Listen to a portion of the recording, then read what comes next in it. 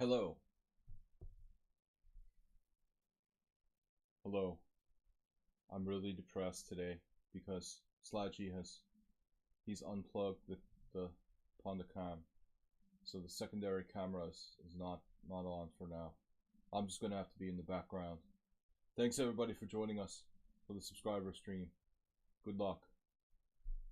So Panda was sorry for the sound problem, guys. I'm using a new setup here. It should be really much better in terms of connectivity and lag and lack thereof. It looks better. What's up? It looks and sounds better. The camera I'm using is a little different, so I had to move actually. The camera is a little wider angled than my other camera. Hopefully we'll get the Panda cam working, but I have to kind of sacrifice something temporarily here.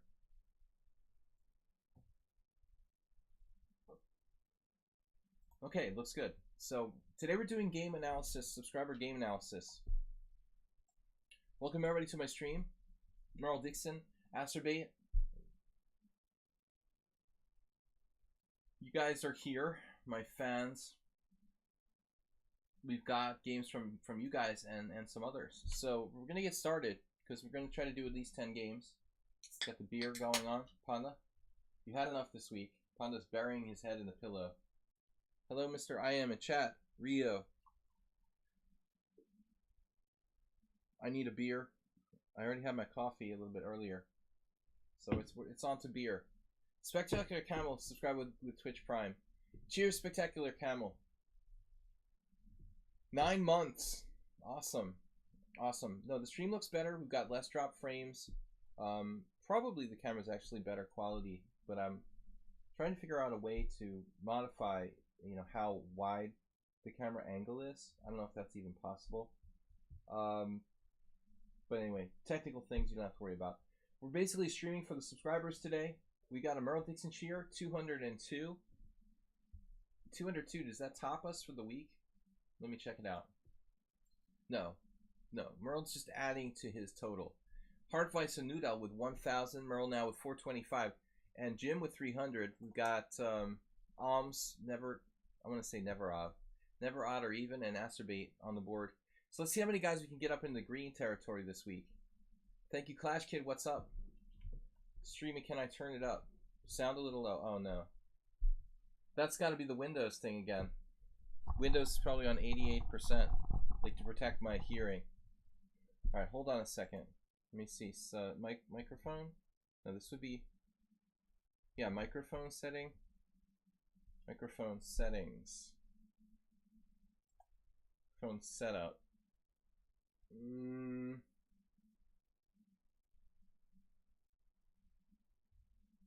Make Windows better again. Audio settings I should be looking for. Alright, let's see if I can change it. Audio settings. Alright, let's see. Make your device better again. Change the device or app volume.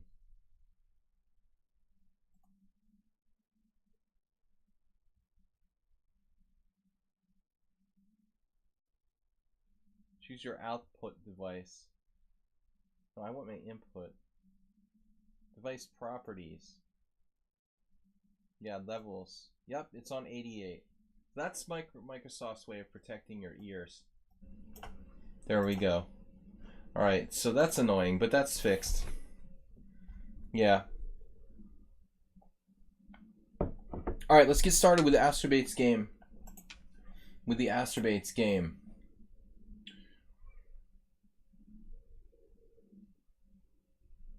Acerbate, am I confused? Which game it was? Was it this one? Yeah. Alright, getting better at this opening. This is Acerbate with white. Rapid chess. Thanks for pointing out the sound was low. That's this default setting on Windows 10. 88%. Very annoying. So, we're doing game analysis. 10 to 12 games from subscribers' submissions. If it's... You know, if there's anybody that's a subscriber that's still not submitted a game, we still got room for a couple more. 1, 2, 3, 4, 5, 6, 7, 8, 9 so far. Okay, Astrobate was white. I like to put it on computer analysis. It's on that already. Alright. So let's see. E4, E5, knight F3, knight C6, bishop C4, knight F6. I went to the site like, chessbomb.com, and they have a forum where people talk about the games while they're playing them. It's the worst place in the world. But I was desperate to find this game, so I had to find the PGN of a game. And I went on the chessbomb site, and there was somebody who was like commenting some top grandmaster game, saying, I wonder why they didn't play a knight g5. Knight g5 is a primitive move. I mean, I think that knight g5 is popular amongst beginners, but not so much amongst top players. As Brownstein would say, it's a trick, but we don't know for which side this move is actually a trick for. It may lose the initiative. I feel like knight g5 should actually give black attacking chances, and lose the initiative, essentially. So, for absolute beginners, knight g5 seems like a scary thing and a great move, but I think for strong players, it's a way for white to lose the initiative to black. Right, as Clash Kid said, give black too much counterplay. That's the danger, Now, with deep analysis, white still might have a small edge, but it's very, very long-winded. A lot of preparation necessary there. All the top players are playing d3, like Astrobate. Bishop c5, this is best. And now c3, we're in top theory here. d6, I kind of like a6 for black, but d6 is good too. And now Astrobate played b4.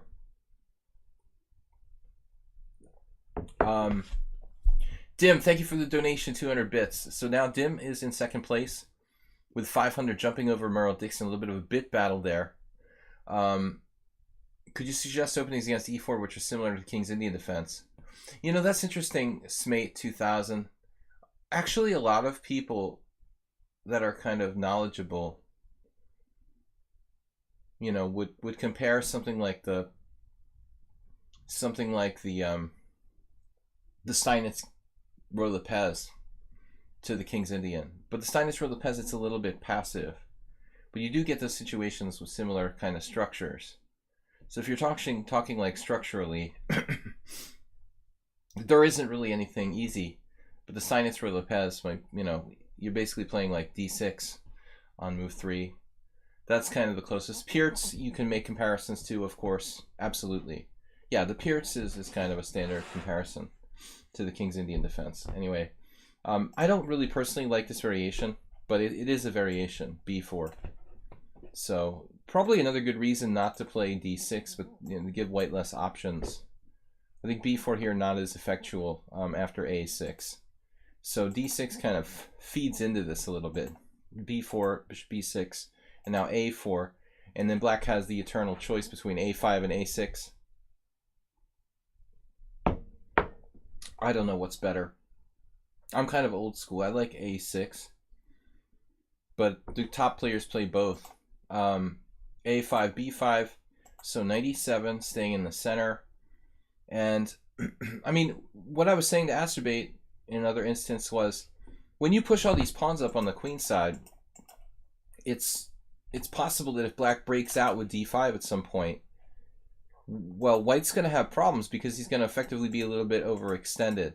So I've seen that happen where it just turns against white if black's able to play a timely d5. I mean, this is not like just getting all the space for nothing. You're moving a lot of pawns. You're creating weaknesses in your position. Anyway, all right, this seems to be theory. This is about the longest I've seen Astrobate play theory, actually. 10 moves deep. I think he was just playing, out of intuition rather than memorizing moves, which is good. So now bishop g5 turns out to be a move. But what other plan is there? I guess we can ask ourselves here. This is a kind of standard idea. Bishop g5, knight g6, knight h4, which is probably theory here. Wow. Astrobate busting the theory on this guy.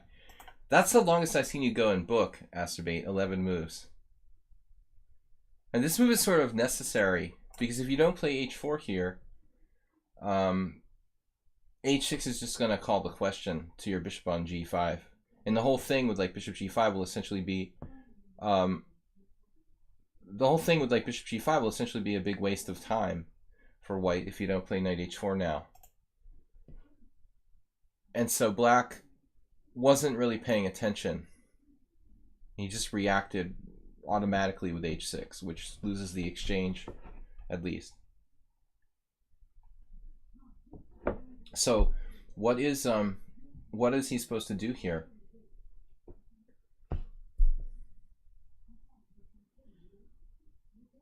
Okay, hold on for a second, guys.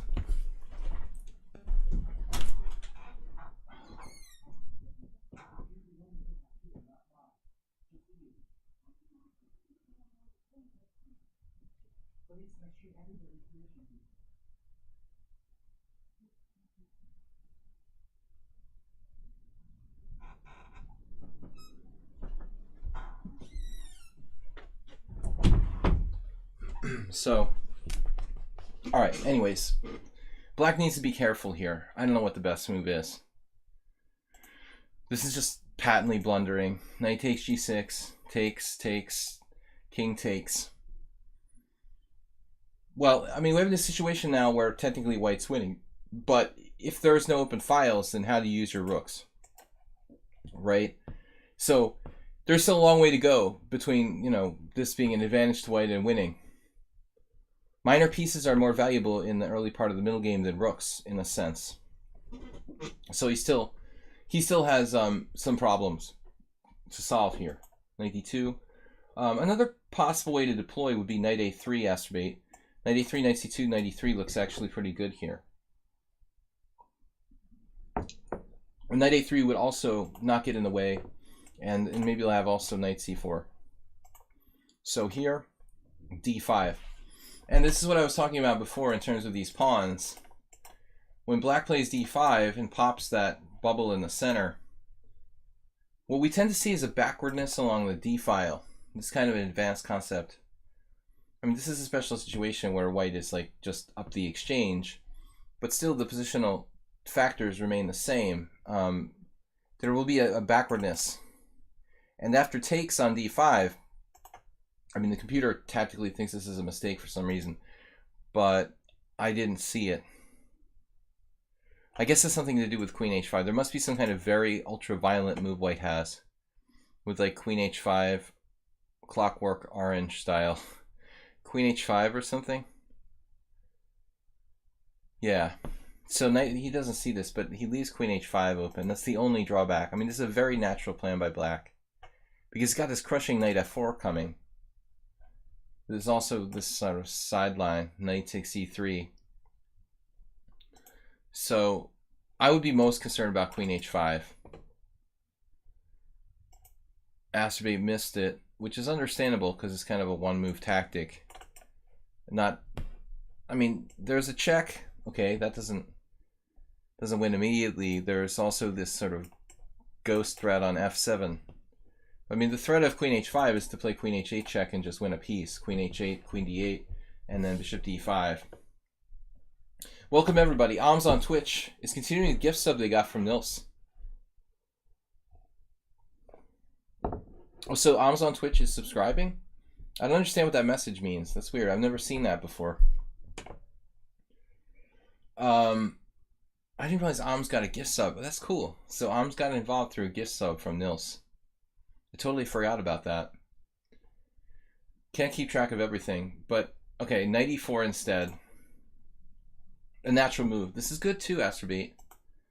f6, natural as well. I mean, black's trying to hold everything together.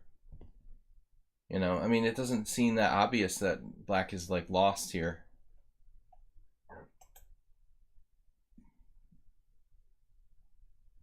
Now, queen h8 threat.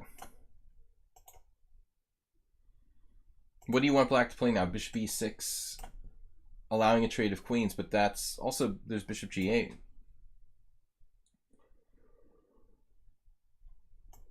This holds together black's position for now. He's down in exchange, but it's not that easy. So Alms is now a real sub. You're always a real sub, but That's cool. It's kind of a weird message. It's like Alms on Twitch is continuing the gift sub they got from Nils. So, but did you just resubscribe now? Wouldn't it say like Alms resubscribed? I don't really get it. So Queen H5, King E7, and now Queen H7 was very strong because Black has a hard time defending G7. But Asterbait kind of just played a normal move here with Rook D1. Double question mark's kind of harsh when White still has a winning position. Are non-subs allowed to ask questions? Sure, you can ask questions. Rook D1, Knight F4. Ooh.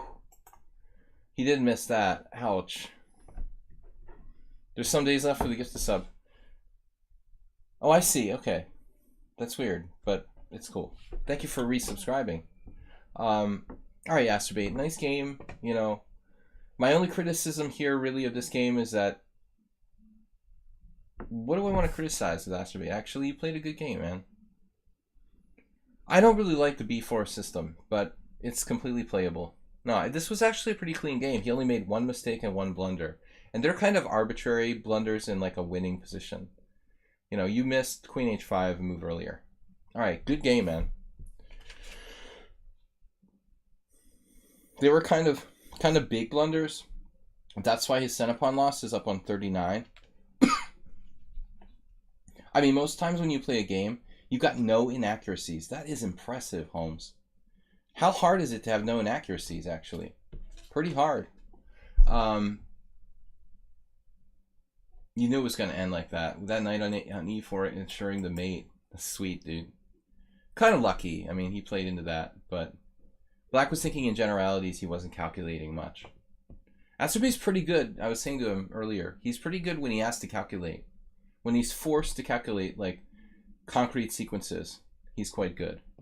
And in more, like, amorphous positions where you can calculate pretty much anything you want, he doesn't really know what to calculate. You know, I think that's his problem.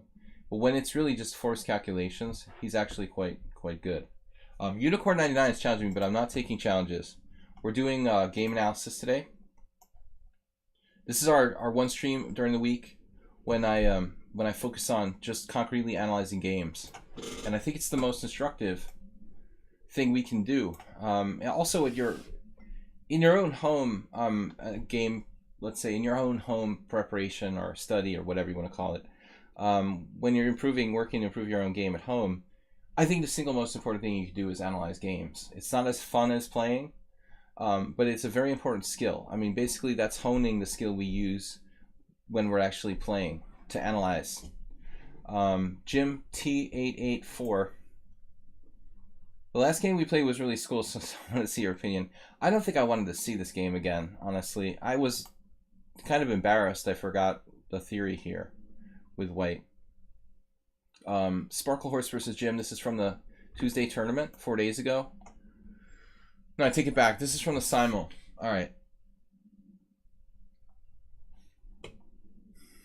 Somewhat on Sound made a stream. Where are you? Where in the world is Somewhat on Sound? He's traveling. Hard to catch up with him. Where are you, man?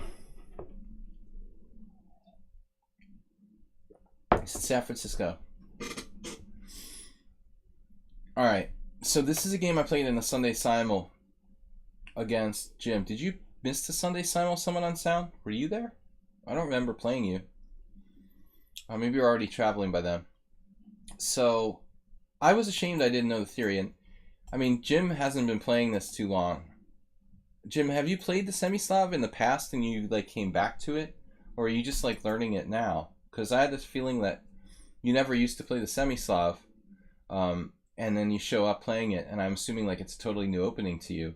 So I felt kind of embarrassed to feel like I was not that knowledgeable about the theory in the opening here. But to be fair, the thing is, he's just sort of tricked me.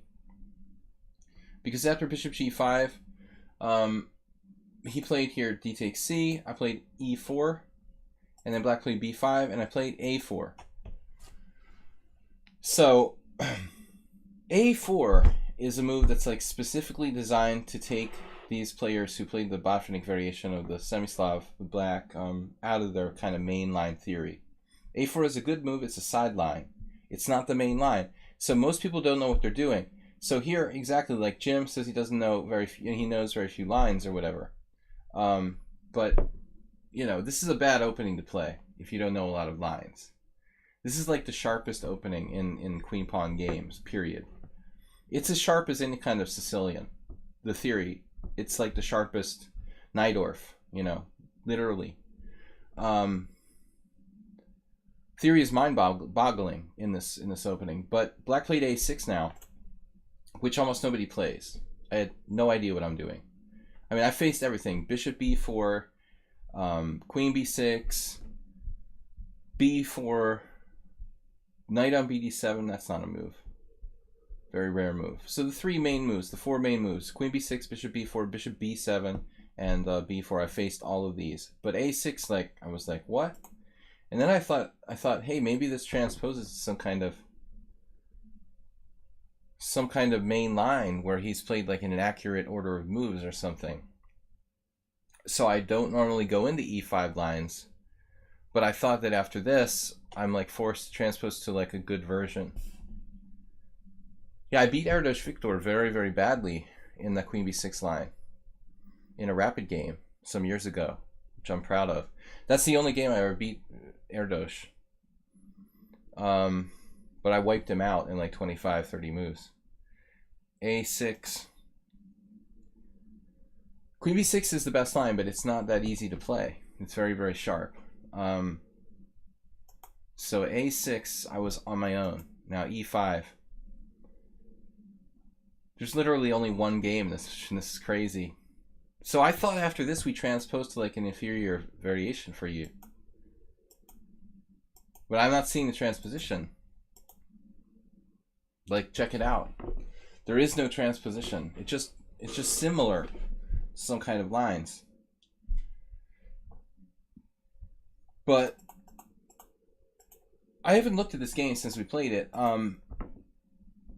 The appearance is that people are playing A takes B5. Gimeshi. Let's see what Gimeshi did. He was 2652. Wow. I didn't think Gimeshi was that high rated. Actually, I haven't heard anything about Gimeshi in a long time. Hungarian Grandmaster, younger than me. I don't know.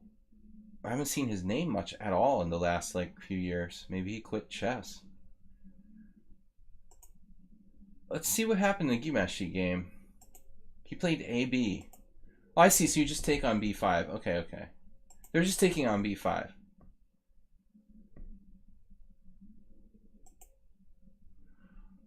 Oh, snap. Here. Wow, it's an exchange sack. Black didn't lose a game in this.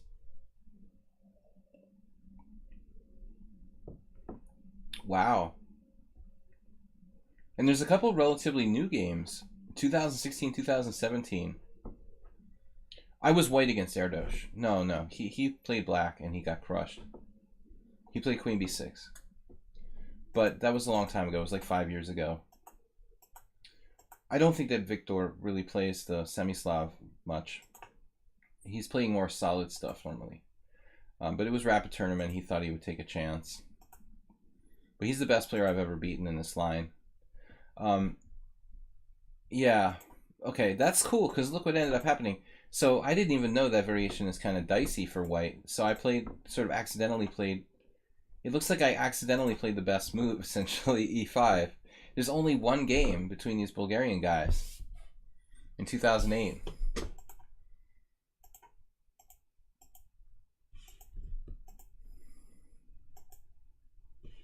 So now I play E takes F6.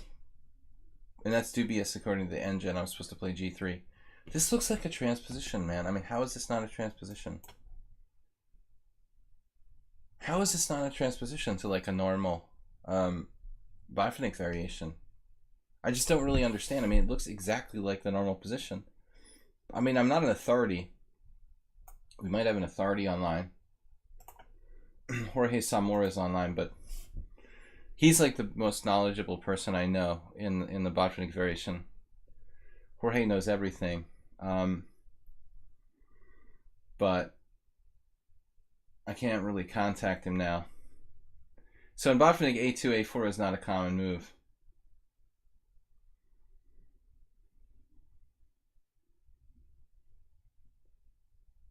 Yeah, I mean, typically the pawn is back. And sometimes you even play a3 later on. That's true. Yeah, so it's the a4 move is a good point.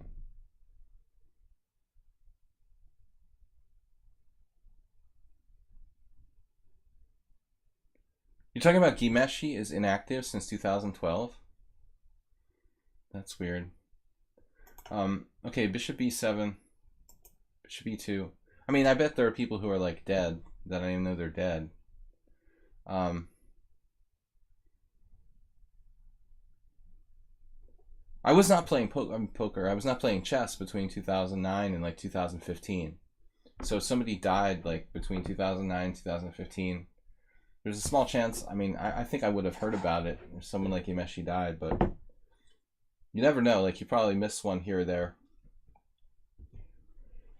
Bob, just when I'm talking about people dying, Bob shows up. What's up, man? Speculations about people dying are like one of your specialties. Yeah, okay, so a4 is unusual here, but I didn't have the presence of mind to play g3. So I mistakenly thought, you know, I played just like Nikolov did. I actually played the same move that these dudes played. I lost to this guy, Sabo Vilmos. I lost to some Sabo guy. I was really pissed about that game like 2 years ago. Alright, bishop e2. Whoa, go back. So queen c7. It looks like Arnadov played queen b6, which is a more standard square for the queen. Queen b6, you know, puts pressure on d4, but this is a special situation. Like, Alms is pointing out that a4 isn't typically played. I mean, I can play a5. That is a useful thing. Ended on his peak. Yeah, it's a good time to quit, man. But I don't know what the deal is. Maybe he changed his name to avoid database snipers. That's like Neneshev. Neneshev changed his name to something German. You're from Germany, right? What is Neneshev's German name?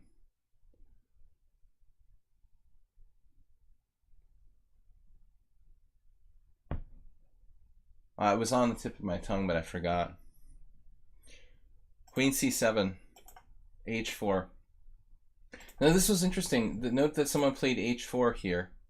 I'm gonna trust, like, you know, Momchil Nikolov ahead of Sabo Vilmos. That's actually possibly a correspondence game. I don't know who Sabo Vilmos is, but that guy Mark Noble is a correspondence player. Though he might be both over the board in correspondence. Yeah, Graf. Neneshev became Alexander Graf. That way people couldn't look up his games in the database. I mean, maybe he married like a German woman or something. I don't know exactly what the thing was, but take your wife's name. It makes it easier. People can't prepare for you. Bishop e2, queen c7. Gimeshi seems to be alive. Maybe he just teaches chess or something. I don't know. He's like a coach. Maybe he went into the financial industry, like American grandmasters typically quit chess and like go into the stock market or something like that. They become like traders. I didn't know Hungarian grandmasters to do that, but anything's possible. So h4 a little bit. I thought my position was a little shaky here. Bishop h6, queen d2, takes, castles. I had no idea what was going on in this game. It looks like we played fairly well. And then I wasn't even counting material. It's 6 pawns each. We got an outside pass pawn, knight d5, and this at first, okay, you're like, well, it kind of improves black structure. What's the thing behind h4 here?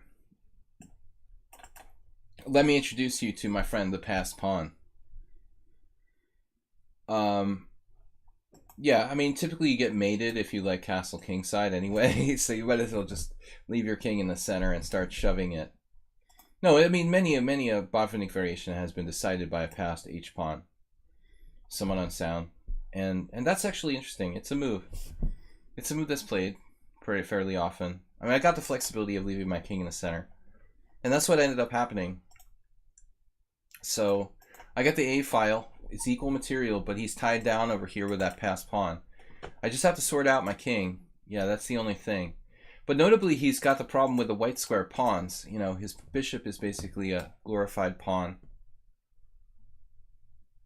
So it was interesting how he kind of drifted, and then I was actually thinking about walking over here. Apparently, the computer didn't like my move h6, but I was in time pressure by this point. Now it's nice and solidly defended by the bishop. When I push it to h6, it becomes weak. It actually got lost. Could change my name to William Ponda. Well, the best are the people like Spanish and Indian players who have like three or four names. They can come up with all kinds of variations. Make it very hard for people. Or the people with Cyrillic names that can just like arbitrarily change the name of their spelling. There was this Ukrainian guy I played, and he just arbitrarily like uses one spelling, and then another one for different, you know, games, different tournaments. Rook g6, king f1, queen f8. So the pawn falls off. Where is Ponda? Speaking of h4. Ponda's here. It's his favorite theme. Go. h4. h4 Ponda.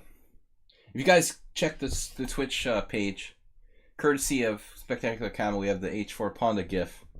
And you can actually donate to support the stream with Streamlabs Twitch PayPal donation. The h4 Ponda. The pawn got a little overextended, so I was at this point kind of desperate for counterplay. The engine found queen e1. That's pretty hard.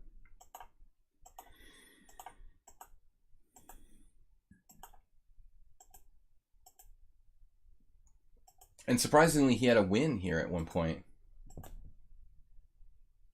I thought I was just better. I thought I was like clearly better here. Computer has some kind of insane move. It looks like e5. Wow. So it's setting up queen g6. That's practically impossible to find without a lot of time. Yeah, no, actually, Ponda Cam was disabled. Loopy Pie Loopy, thanks for being a subscriber and donating 10 bits here. No, the Ponda Cam is temporarily disabled. He's crying now. He's hurt. He misses the Ponda Cam. Hopefully, we'll get it back. I've got to get some extra USB ports, like a splitter, to put in this machine, so I can I got to plug in a splitter.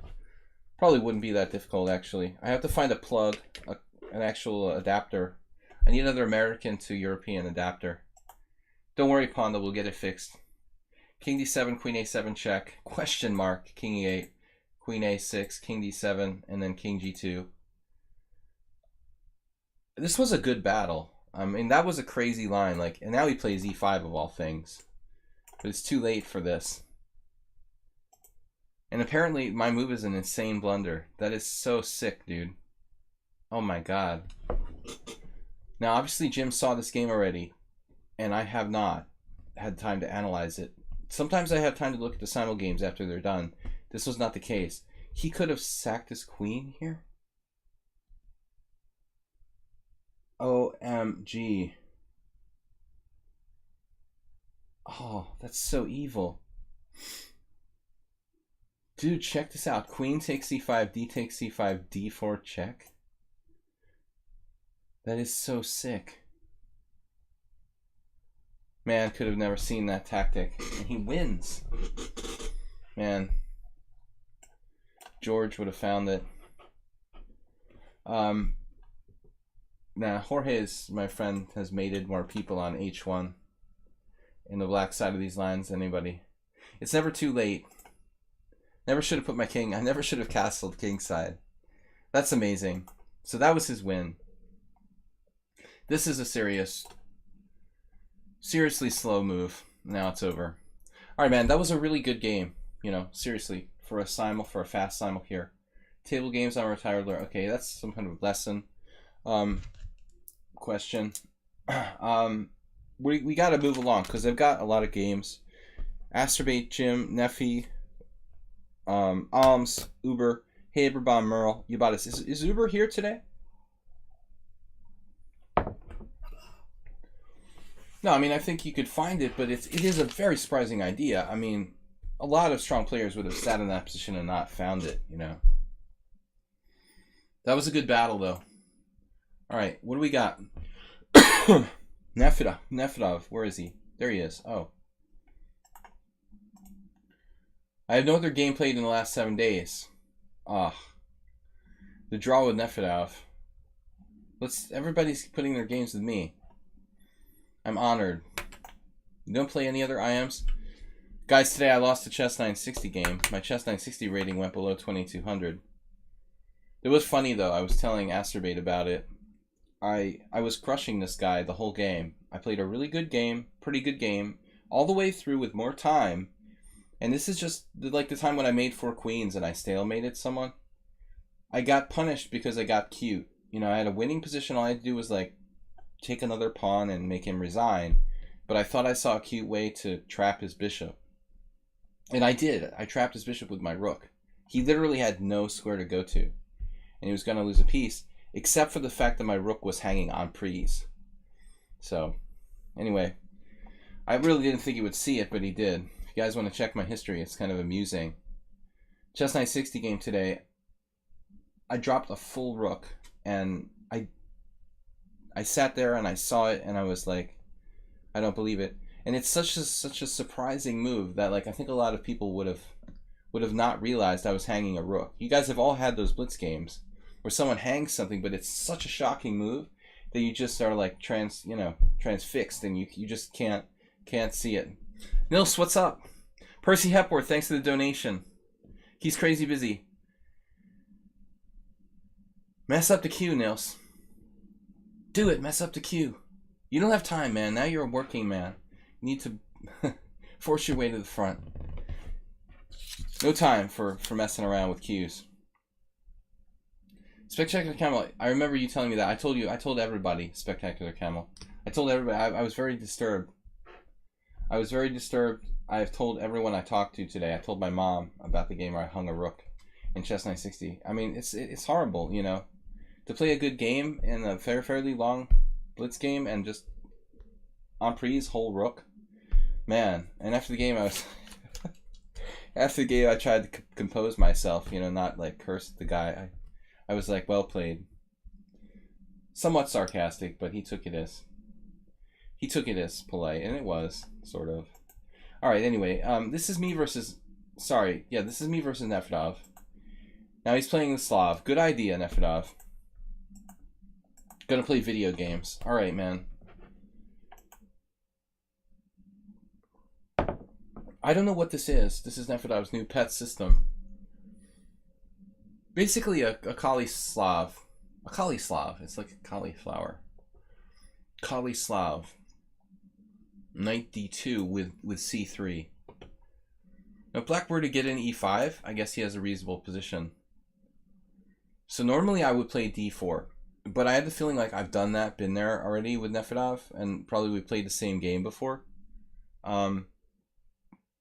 Said I don't understand why I should play Chess 960. Very simple. It's the only variant I'll play. My opinion about Chess 960 is that it teaches you to understand coordination of the pieces. It's extremely useful in improving your play with just general coordination of the pieces. It's an extremely good training tool. Trust me. I think that unlike any other variant, it's extremely useful. It doesn't hurt your normal chess game the way other kind of variants might actually do damage. I think that Chess 960 just makes a really good training tool. Knight on bd7, so I decided to try something different. d3, e5. I wanted to play like King's Indian attack against Nefedov, but his setup's so modest. You know, we can play like a modern reverse. We're in good company here. All right, b3, g6. g6 took me by surprise. No one has ever done that. you know, the bishop already has a way out. Why would you play g6? But I honestly couldn't really come up with a refutation. No, I don't see a refutation. I don't think the Nefedov, you know, I don't see what I can do to punish him here. He just has a kind of Kali Tori attack type of setup. I mean, maybe I could switch gears and play like c4.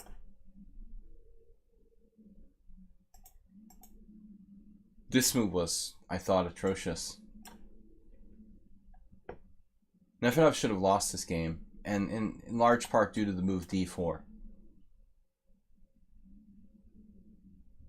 I mean, there's one move to play here, and it's pawn takes pawn. There is no other move. Like, this is literally forced. You have to play pawn takes pawn. You have to stabilize the pawn structure. Pawn takes pawn, and then I don't know where to put the bishop. Maybe you don't even put it on g7. Maybe you're happy that it's on this diagonal. The problem is going to be when Nefedov ends up facing a third attacker against the e5 pawn. He needs to play f6.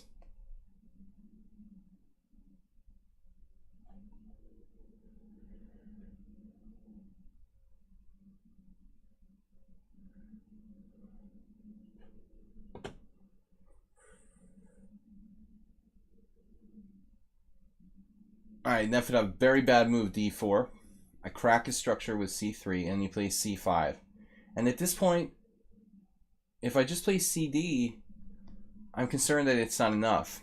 So I up the ante with the Joseph Henry Blackburn.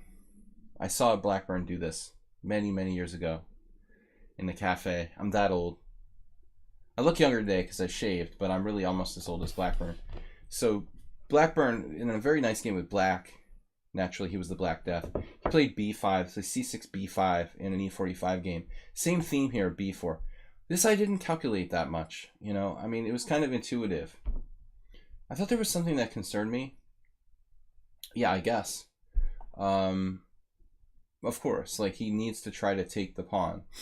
So Nefedov didn't even go there, though. I mean, it was like, well, you got to at least try to win a pawn with like pawn takes pawn and pawn takes pawn, right?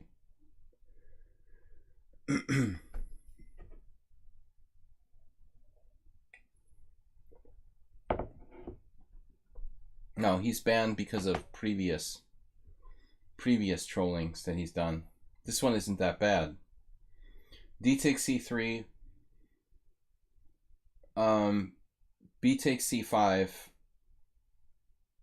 What are we talking about? Okay, this is analysis variation. So why did Nefedov not take this pawn?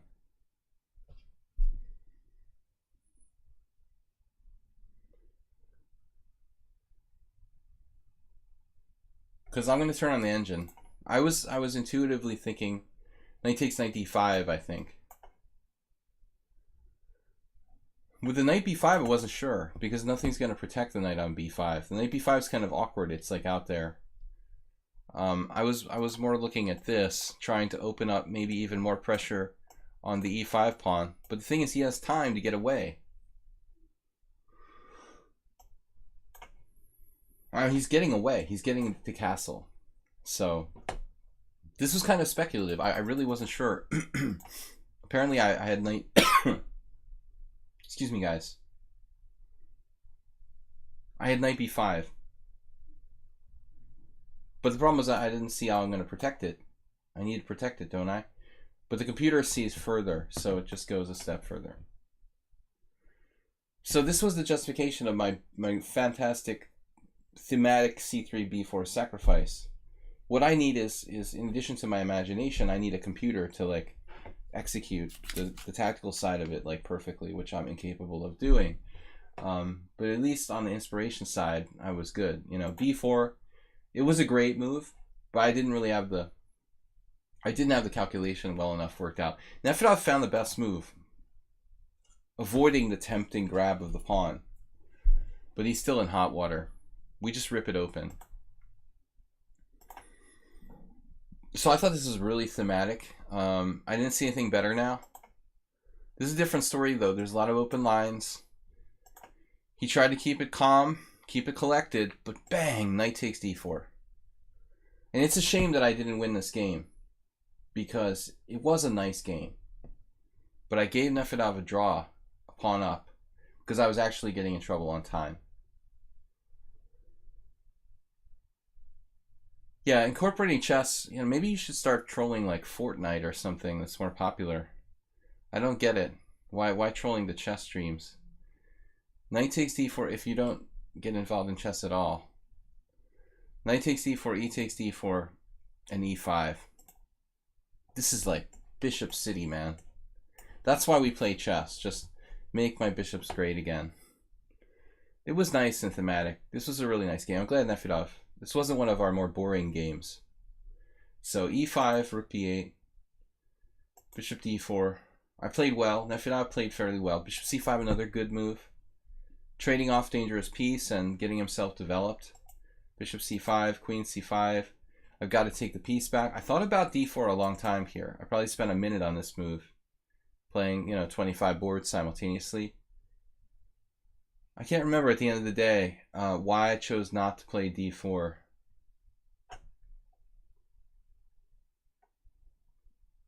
I guess I decided that it was more useful to like develop my knight or something. Nefedov just gets out of there. And he's only one pawn down because this is falling. He's temporarily 2 pawns down, but he's only going to be 1 pawn down. So it was well played practically by Nefedov. And he's 1 pawn down, and I'm getting really low on time. I literally had limited amount of time.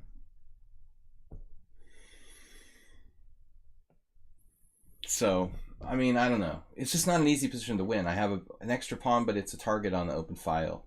And it's has become like a totally tactical position now. So, another great move by Nefedov. He will not trade and fix my pawn structure. He goes here. And it highlights the one weakness in my position. My extra pawn is actually a target. How much time do you have to think in a simul? Well, you can set it yourself. But basically, I have to play all my games like I'm playing blitz games. So I basically have I have to continuously make moves in something like 15 seconds, on an average of like 15 seconds a move. And by this point, I was getting low on time, so I was kind of nervous. And I still had a lot of games left. Nefedov apparently blundered here, but I didn't see it. Again, the time pressure. But he has total compensation. My pawn is really bad. If he had just made another careful move, he would have assured himself of a draw. But he played this and I didn't see it. Just failed to see rook c6. I just made like this routine developing move now. And rook b2 is active. So he offered a draw here. And I never would take a draw under any normal circumstances because I'm still a pawn up after rook e2. And I saw rook c2 and rook e2. I think I was going to play rook c2 actually. But I'm kind of passive, and tied down, and I was running out of time. So I think a draw is a reasonable result at this point. All right, man. That was another interesting game. I'm glad you submitted it. Thanks, guys, for joining me. International Master William Paschall. I'd like to thank you guys for being subscribers. And this night, when I do the subscriber game analysis, I know that we don't get quite as many viewers as other streams because people have the feeling it's just for the subscribers. But honestly, I welcome everybody's commentary. No one should feel excluded. And I think it is probably my most instructive stream, essentially. So, all right, we've got Nefi. Alms is up next.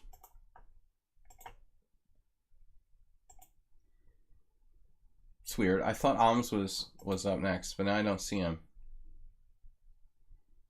They're like out of order. All right, maybe this game would be something to watch. The best game I ever played over the board. This is from Alms. So I'm getting the feeling this is not a recent game. He says, it's been a long time. It's the best game I ever played over the board. It's been a long time. The critical moves are number 25 and 26. So he's showing us one of his best games, which is cool. I mean, most people are like, Most people are, why can't I scroll down? Most people are showing us like a recent game, but I have no problem with that. I mean, sometimes Merle will like send in games from Kasparov, Karpov, 1984. Draw like a master. All my games are draws, no matter how random it is. All right.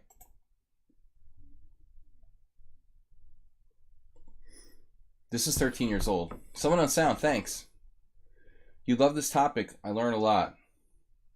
You guys can check out our Discord channel. I haven't been on there lately because I've been really busy, but I don't want it to die. So PubSladgy on Discord. If you use Discord, definitely add our channel. PubSladgy. So someone on sound, thanks for the donation. Guys, please just subscribe and donate and support the stream in any way you can. Keep it going. Yeah, this I wanted to ask though, someone on sound, when you said particular topic, I learned a lot. What did you mean when you said that? I wasn't sure I got your topic.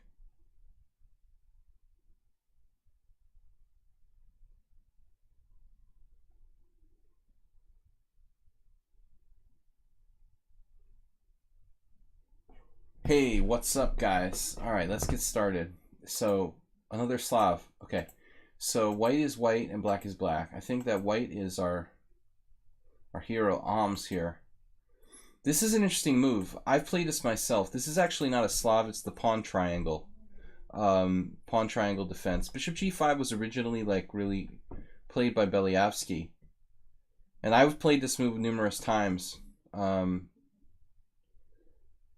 Trying to think of my various games. I have a couple games where people played Bishop e7, which is kind of annoying. Bishop e7 is pretty solid for black and frustrating to play against. Actually, I've thought about even playing h4 there, but like black can play like knight f6, you know.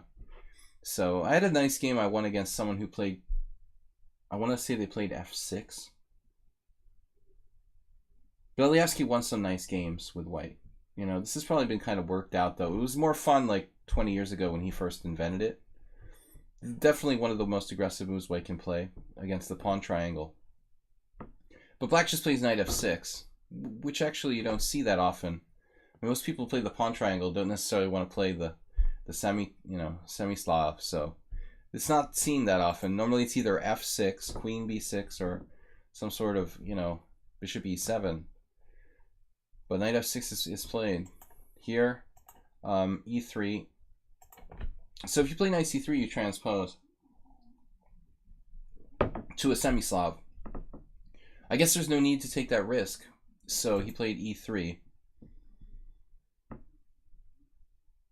I would assume that like bishop b4 check isn't a big deal. White could interpose either knight on d2. I'm surprised that nobody played it though. You think like at least someone would try bishop to b4 check. How bad can it be? I mean, this black's good bishop, so he doesn't really want to try it. Yeah, you're avoiding the Cambridge Springs.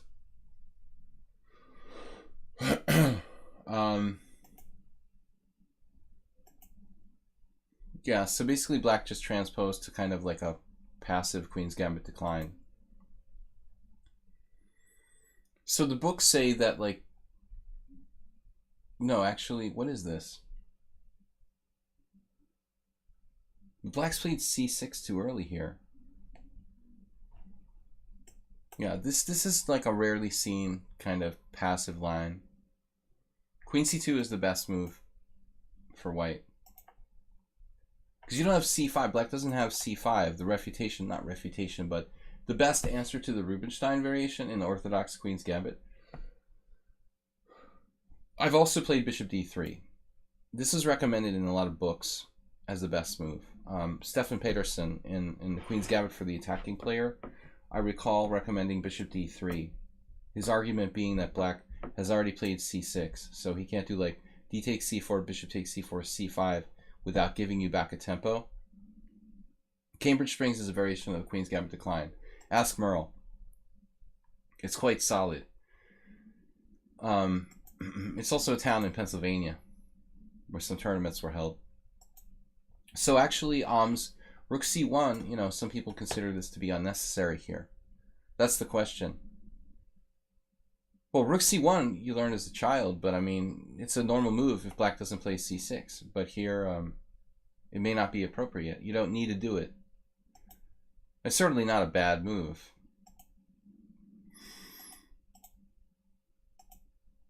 Now black plays c5, which is reasonable. Knight d5 trades a lot of pieces. I don't think we can do any kind of Alyakhin. Who knows? You know, what is that Capablanca-Alyakhin match? Was this not a move? It looks awfully familiar, like it's the same position. I mean, there was one game where Alyakhin did this. Wasn't there? I mean, I realize none of us were alive for that match, but it seems to me that there was one game where Alyakhin actually tried to do this. He tried every way. He was like the best Queen's Gambit player with white of that era. And Rook c1's not the main move in this position, though. It's the main move in the orthodox Capablanca variation. Exactly like Spectacular Camel. It's a slightly different variation in the position because black's played c6 too early. This is an interesting move. What does the Oracle say about knight e4? Is there something wrong with that? I guess it's kind of weird. It must not be this exact position. Because you could play like f6, bishop b4 check, I guess. No, the engine doesn't think that's very good, actually. No, this is an interesting idea. f6, bishop h4, and g5. Uh-oh. This is actually a problem?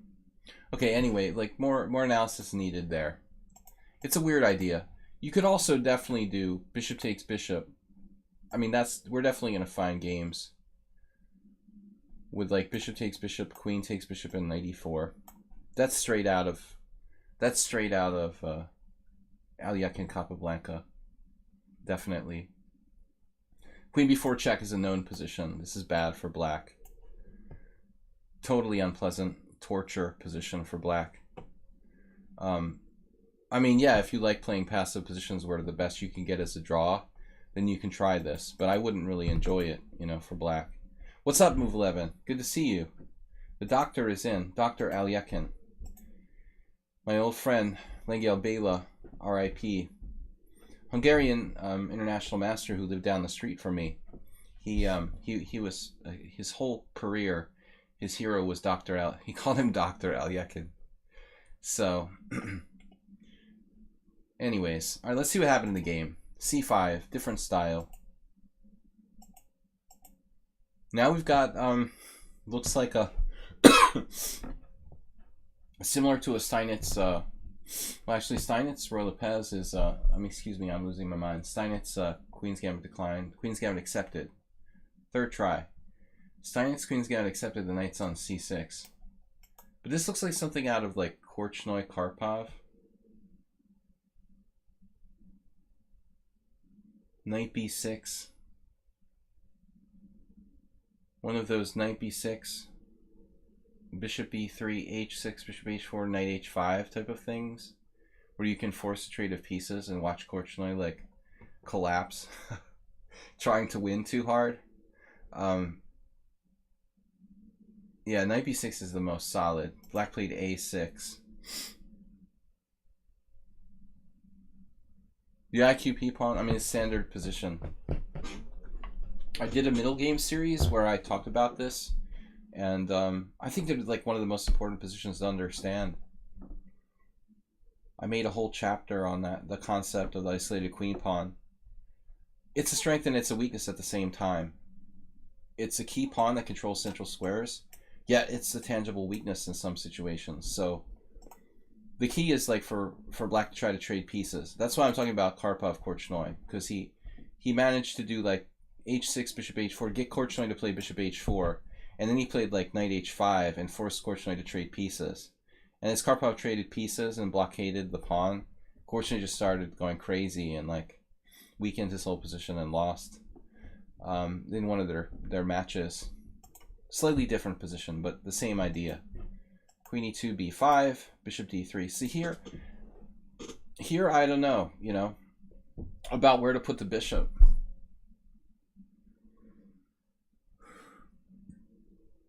My instinct is to put it on d3 because it's like the e4 square is kind of an important central square. But maybe maybe Alms is thinking about chopping on d5.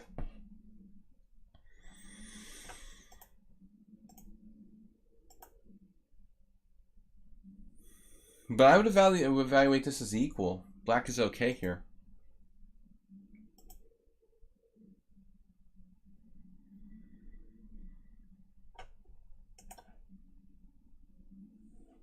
Start looking for squares. Every square in the fourth rank is protected by something of white's. So if you take the pawn on d4, it's like rook d1, queen c5, and then all sorts of nasty discoveries. There is no way you can grab this pawn. Knight on bd5. Now this is the bigger idea, trading pieces. Not rook e1, but I don't know, man, what white should play here. I feel like black is equalized. Interesting part of the game is still ahead. And just says queen d3 at first. I prefer that square. You know, many games, but Botvinnik, Nefedov's here, helped me to pronounce Alyukhin and Botvinnik. We need a native Russian speaker. Knight on bd5, rook fe1. This move looks like you're trying for some kind of tactics against like f7.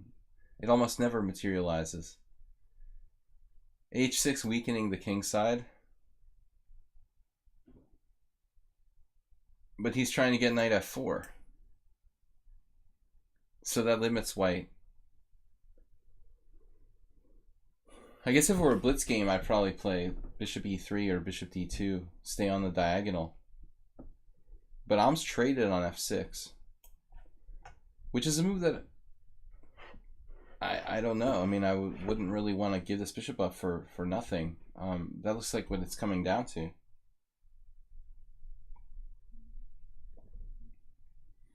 But admittedly, the rest of white's pieces are good, you know. All the white pieces are in the game, because this isn't so bad. You also have to consider knight takes f6. You got Botvinnik floor. Botvinnik floor. Knight f7 themes, and then queen takes e6.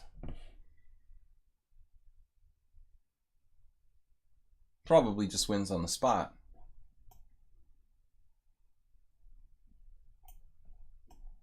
This is a double attack.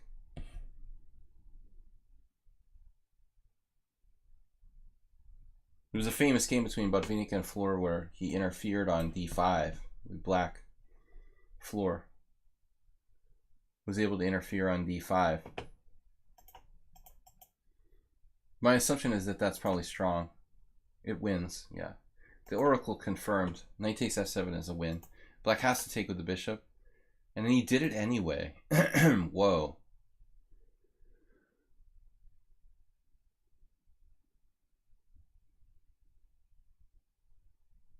Oh man. If it works, it works. So that's why you play bishop takes f6. Wow. You got the powerful triple attack on d5.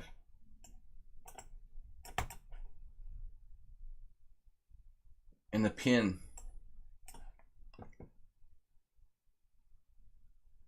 So what's going to happen at the end of the day here? What about this?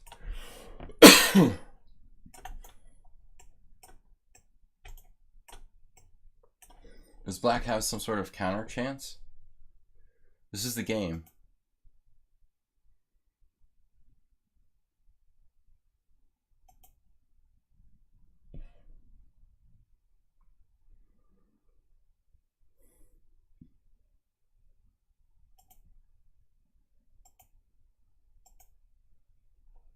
Mate is illegal. Illegal mate. So that's kind of a shocking position. I mean, white is down a rook in this position, but only temporarily. Wow. So he needs the backup. That bishop has to pin the rook. Really nice tactical concept. And so now it's over. There's the last gasp here. With like bishop takes g2 and queen d2 or something. Yeah. That's exactly what happened. So you had to be prepared for this. This is crazy. I mean, king h1? What's that? Some sort of draw? Not even? No, it's probably not even. If king h1, if he's just taking on c1 here.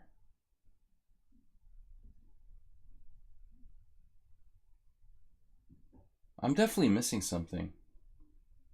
So you're playing like knight g6 check next?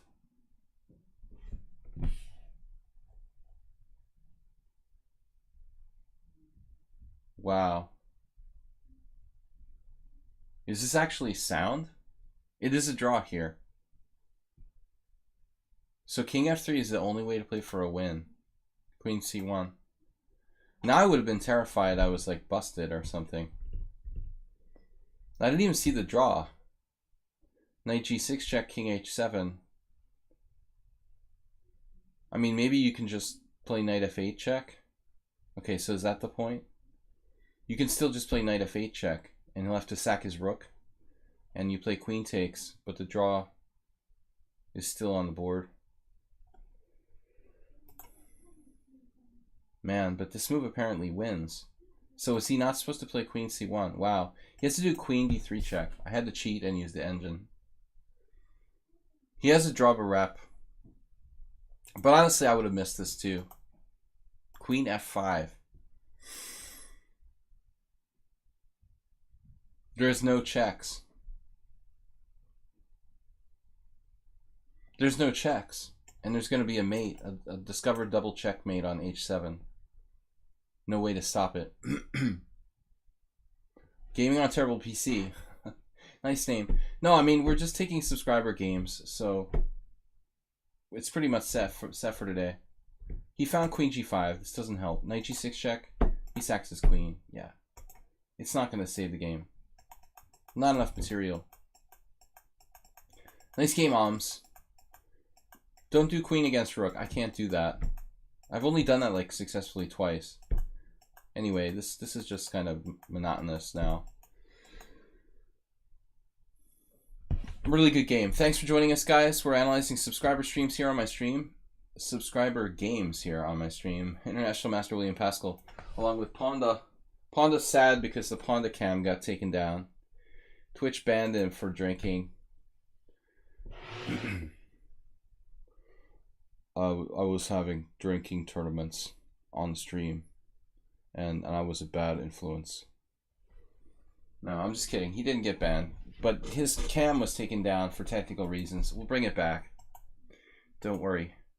All right, now next game we've got. I don't think I understood. Uber driver's not here, right? Delacorda, what's up? Thanks everybody. I'm sorry if I don't notice all of our subscribers in the stream. Thanks for the support. Hardvice and Noodle, Jim, Merle Dixon, Percy, Nevedov. We'll call him Neveradov. Actually, never odd or even. Someone on sound, Asterbane and Moopy Pie Loopy. Thanks everybody for donating. You can support the stream with a donation via PayPal or Twitch. Sorry, I'm losing my mind. Or the Streamlabs on Twitch was what I was trying to say. Please do so if you can't afford it. Okay, while I'm out of breath, I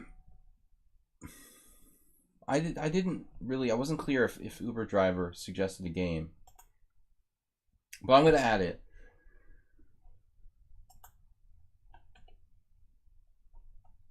He sent me this game. He didn't clearly say this was for the stream, but I'm going to assume it was for the stream because it was sent 29 hours ago, a little early, but anyway, it's worthy of note. So Rapid Chess. Rapid Chess. Your opponent's playing second Bundesliga now. That's solid. Delacorda, thank you for the... I wish I was playing second Bundesliga. I'm in the second Hungarian. We're really weak, man. My team is weak. Middle of the pack in second division Hungarian league is really, really weak. All right. So in honor of Uber Driver and the Fajarowicz variation, we're going to take a look at this quickly. But an important variation. This is Smyslov against Hermann Steiner, who was a strong American master. What do you mean, Bob?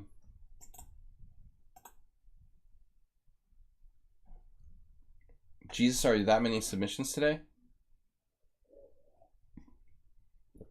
What? What are you talking about?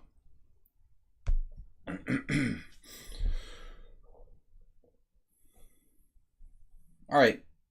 I've got a little cough going on. I'm not sure what's up with me, but I might kind of pause to like breathe due to asthmatic cough every once in a while. I'm all right. I'll be back. I'll be back. D takes e5, knight e4, Arnold. Knight f3, bishop b4 check. So you might remember that I've had a couple games with none other than Uber Driver in this Fajarowicz.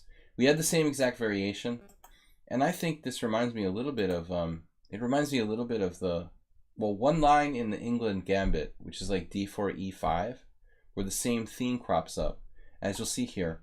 Knight c6, a3, bishop d2, queen e2, queen e7, and against Uber Driver, I did something like g3 here. I think I played g3, theoretical novelty, against Uber Driver. But this move just rocks, like rook d1. It didn't occur to me. It's funny, I've played it in some lines of the Dutch. There's a line in the Simon Williams Dutch, the Ilyigan Janevsky variation of the Dutch, where you like take a rook and you stick it on d5, and you even sack the exchange or whatever. And the same exact theme, but for some reason, it never occurred to me to do that here. Not that I get that many people playing the Fajarowicz variation, but this is a brilliant idea. This is just like Botvinnik Smyslov concept of control of the d5 square. Eating Hungarian food after a Taco Bell diet. We don't have Taco Bell here, which kind of sucks, you know. All right, rook d5, b6. Oh, I had a friend who worked at Taco Bell once. Maybe we better not eat at Taco Bell. So b6, yeah, I mean, even if you have to give up the exchange, very good and cool of Uber Driver to expose the weakness of his own opening. Now e3, bishop b7, bishop b2, rook d8, castles. Dude, these guys, Garcia Palermo got the same game against 2200 40 years later. And that's the point. You know, conservative player here. Somebody played rook d2. You guys want to bet if Garcia Palermo would do that? I'm going to bet it was the other guy.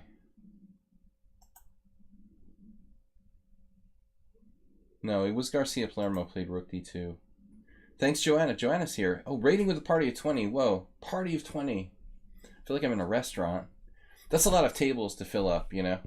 Joanna of Arc, what's up? Long time no see.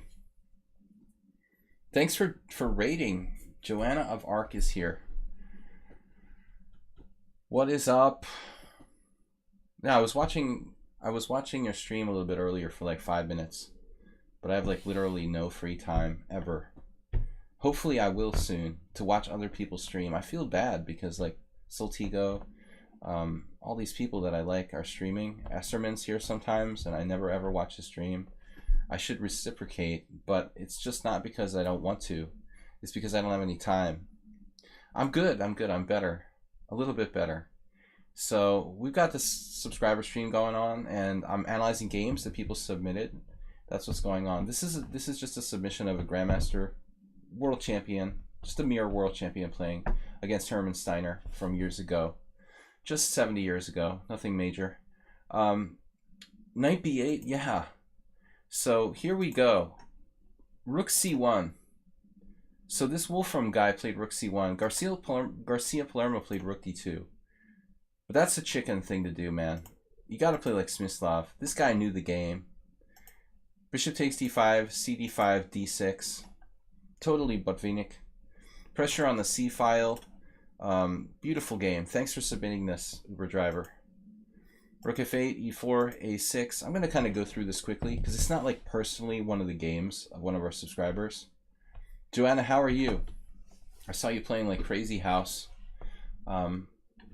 It's fun. It's fun. I used to play that some of the kids that I would teach in high school. But it's been a long time.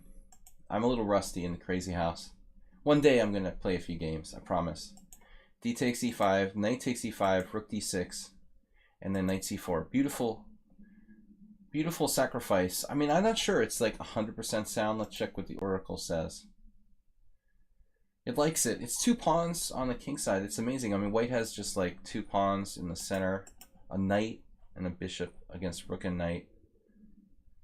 I would think the computer would be a little more materialistic here, but it's kind of giving white like full credit for like a really strong attack. All right, this is cool. Great idea though. It basically refutes the entire variation, and it was nice of Uber Driver to do that, to admit like his variation doesn't work. So let's just see the end. Rook h6, primitive attack, Budapest Gambit. I live in Budapest. I'm back there. Good to be back in Budapest, although I don't play the Budapest Gambit much. Rook f6, g3. It was an instructive game. This guy's the world champion. He was the world champion for a reason. Vasily Smyslov, master of rook endgames and other cool stuff. Obviously, control of the center was one of his kind of big things.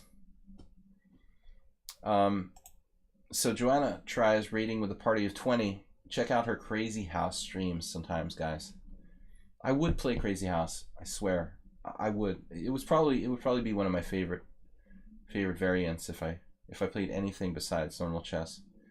Chess 960 I was talking about earlier. I kind of like Chess 960, but it's more like a training thing. You know, Chess 960 is like a training for piece coordination for normal chess. I think with Crazy House, it's not really necessarily beneficial to your normal chess, but it's just for fun. Rook f4. Black is screwed here. I mean, there's no place for the pieces. Look at this knight is ill, this rook is ill, this rook is ill, and this queen is ill. Speaking of like Chess 960 and like coordination of pieces, how about control of the center?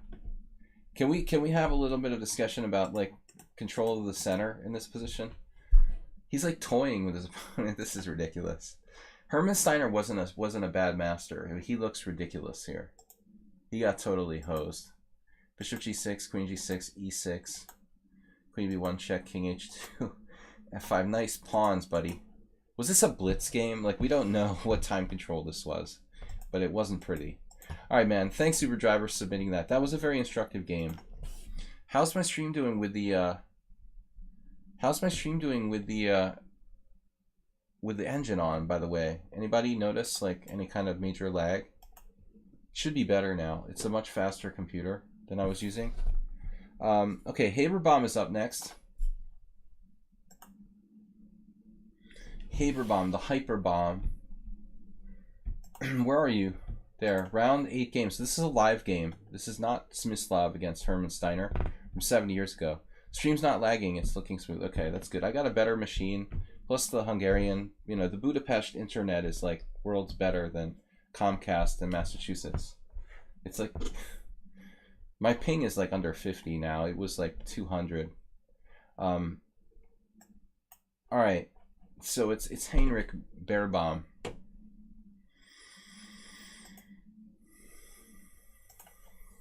This is an over-the-board game. He did say game 1, I hope. Round 8 game. All right, let's go to round 8 against Simon. Oh, you're here. Simon is here. The Krogero. Am I pronouncing that right? That's like the O with the line through it. How do you say that? Magnus' sister has one of those in her name, I think.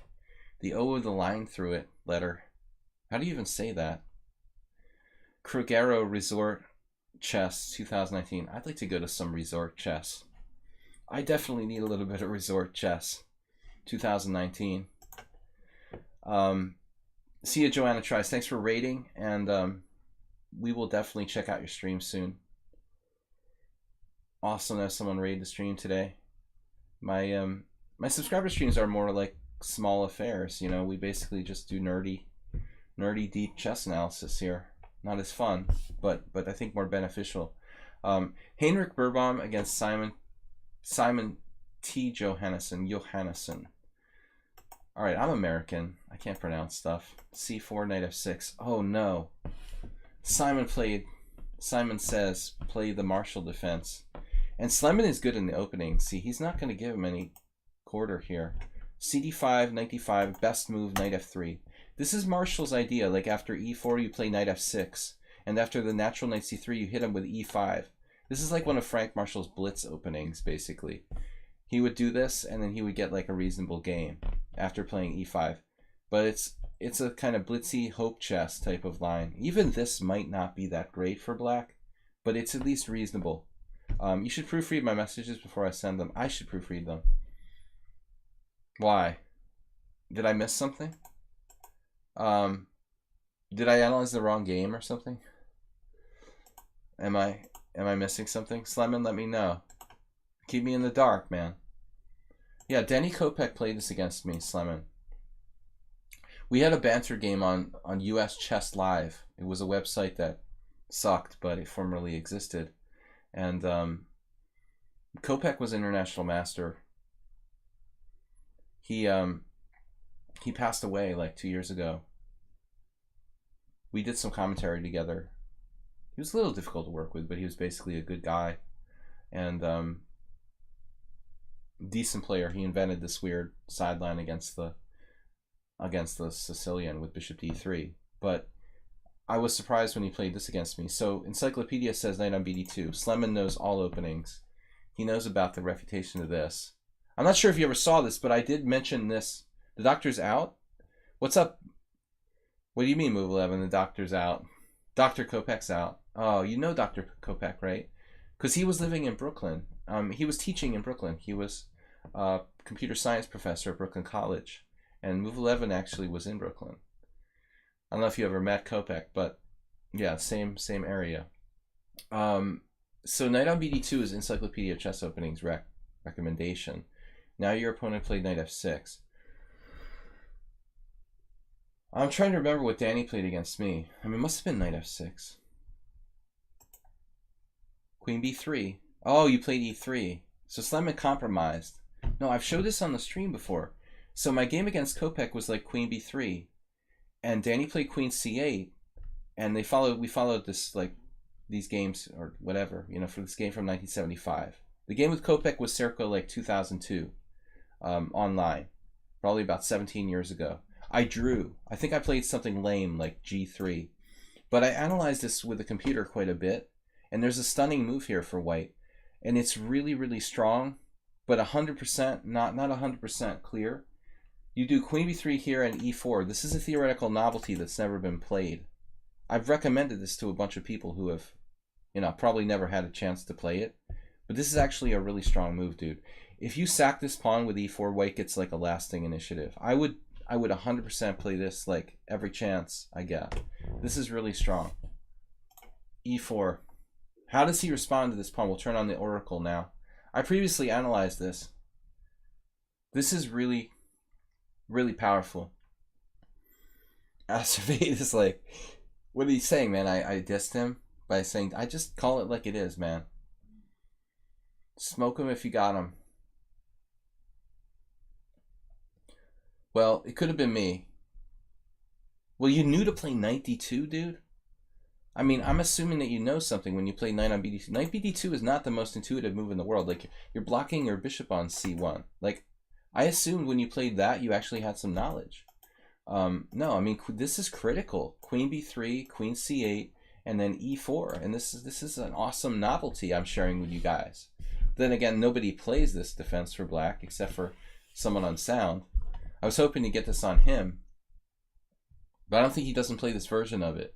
He plays with g6, which is more standard. See, when Kopech played bishop f5, g6 is more common. This is how someone on sound played, and also Mamedyarov and other potsers like that. No, this is a really strong answer, but you'll probably never get another game in this variation in your life. That's the problem. I only got one, and I missed my chance.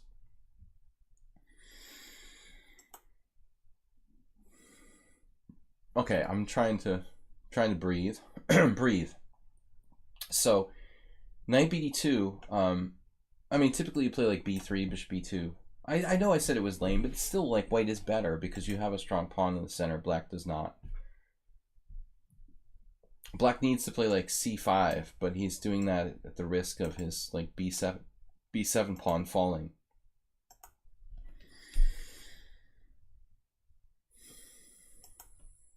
This is totally a Queen's Gambit accepted now. You've transposed. It looks like you played bishop takes c4 in a Queen's Gambit accepted. Literally, it's some kind of weird transposition. Yeah, subtle. Subtle Tigo. We haven't seen Subtle Tigo. He was online earlier. Knight takes e4, bishop takes e4. Yeah, this looks like you kind of wimped out a little bit. This is total Miles style. Bishop d3. And then crush you in the endgame. What looks like... This is how Tony beat me in like countless blitz and online banter games. This innocuous looking position where he would just like play perfectly from here with the most tiny little advantage. Definitely didn't want that against Miles. You'd want like something complicated where he could get in trouble, but this is like, for a technical player, this type of position is quite good for white. Always a bad square. Knight b6 is like really bad. a3 is a bad move. Computer points out b4 there, Slemon. That's souped up version of a3. Alright, I'm going to turn off the engine. So if he gets in c5, he's going to be close to equalizing. Does he get in c5? Oh no. Knight d2. You're playing against c5? I mean, this move looks ridiculous. You're like retreating your knight back to d2. One of your only developed pieces. And obviously you have knight e4 ideas. But it's very blatant what you're trying to do here. It's a little too obvious. Yeah, you actually commentated it yourself. Okay. Well, yeah. Ah, back to f3 again. I thought there was a point. There is no real point, right? Man, that's weird. That was... Did you not sleep for 31 hours before this game? Because you said the other day that you didn't sleep for 31 hours. That's what it looks like. That's the kind of move I make when I don't sleep for 31 hours. Yeah, bishop d3 was a Miles move. Like, that's totally what he would do. And just crush you in this boring looking, like, kind of little tiny advantage position. At least in his older days. a3 castles, knight d2, awful. Yeah, c5 equalizing, knight f3, cd4. So now it's like, okay, black just equalized. And then he played what kind of weird move? I mean, bishop e7. Why not queen e7? He's probably afraid of e4, e5, or maybe, yeah. I wonder what the Stockfish likes bishop e7. What's wrong with queen e7? e4. Well, I answered my own questions. I don't need an engine. I know what I'm doing. Okay, bishop e7, queen d1. What kind of move is that? If I didn't know better, man, I think you were like trying to help him. Knight d2, that's not like you. You know, you're better than that. I mean, it's a very passive move.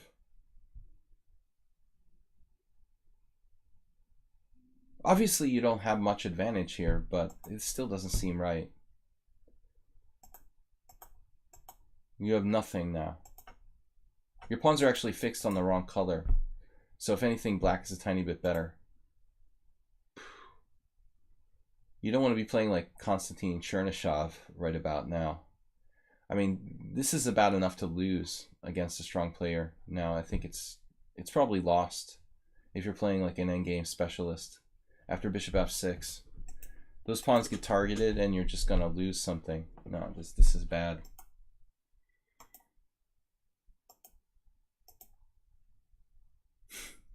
Not bad anymore. You're okay now.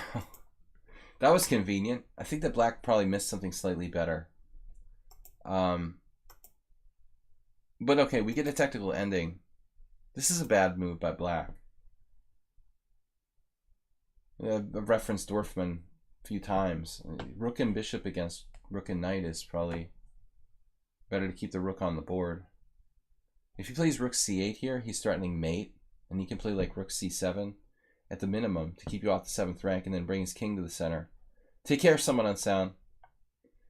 But this is lame, you know. I think now it's like very good chances for white to hold a draw. But if he plays rook c8, he's probably slightly better. Yeah. The engine confirms what my human brain figured out. King f1 is a good move. King centralization first. Very instructive.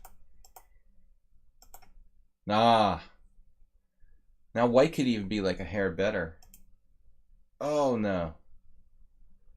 No. No. I need my no button. I don't know, man. If you put your pawns on dark squares, what happens when he plays b5? This is a bad move, man. I didn't realize that Riot Act was Riot Act. I was calling him Rio, and he's like Riot Act. It's ridiculous. All right. b4, man. What happens if black plays b5? Now your pawns are fixed on the wrong color. You could take on f6. All right, my bad. It's still probably a draw, right? Is this Rubinstein? Cohn-Rubinstein? Can we play like king h6? Does anybody know that endgame? You should. We had no way to get over there to h6. All right, my bad. So there's no time for him to play b5. I misread the Riot Act. I still don't like the reasoning. I don't understand the reasoning for putting your pawns on dark squares. There's no way, dude. I mean, if anything, you should play like a4 here. You don't want to have your pawns become like liabilities.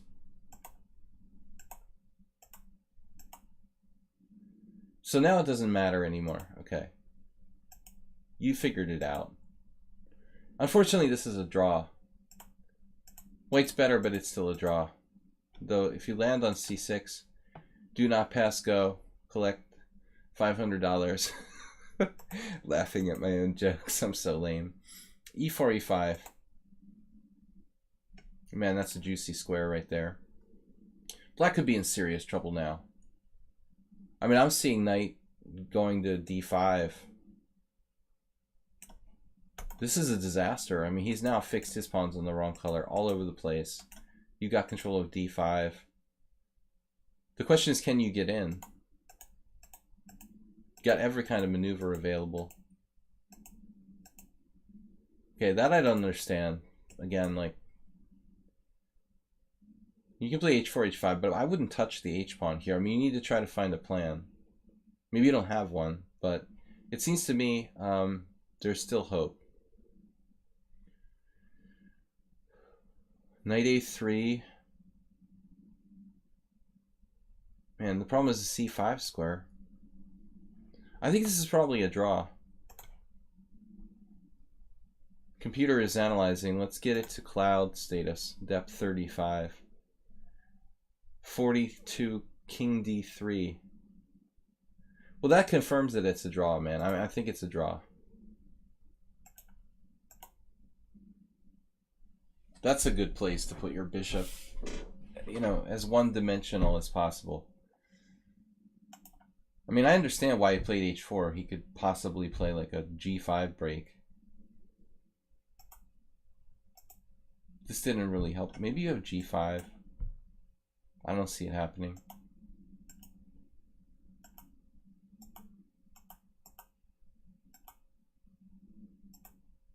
I don't know, man.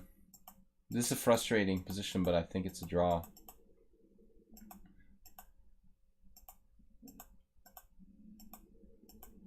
But now it's better for you, you know, in the sense that their pawns are all on one side, at least. You can't lose. Oh my gosh.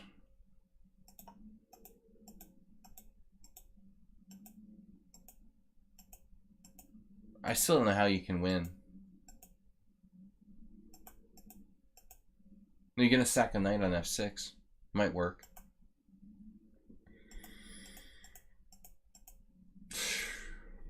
So if he plays bishop d8, I mean, can you win this position? I doubt it. You could try till the cows come home, but I just don't think this is enough to win.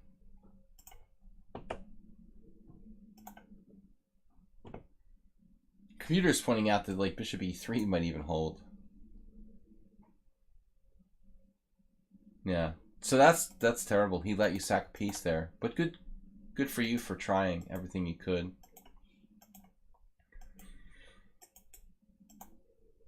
Now it's winning. Unknown. That's definitely not unknown. I had a game like this on the stream not that long ago. Over. So good game, man, overall, but we can improve a lot of things about that game. Okay, guys, I started the stream at 6:30. It's 8:10 now, so we're streaming till 9. We're going to get as many of the remaining games that I have submitted. Move 11. Okay, Way Black played the opening of Rogozin. This is a submission for game analysis. I'm going to take it as one. But we're not to move 11 yet. Table games, okay, that was not for the stream. Yabatis, is he on the list?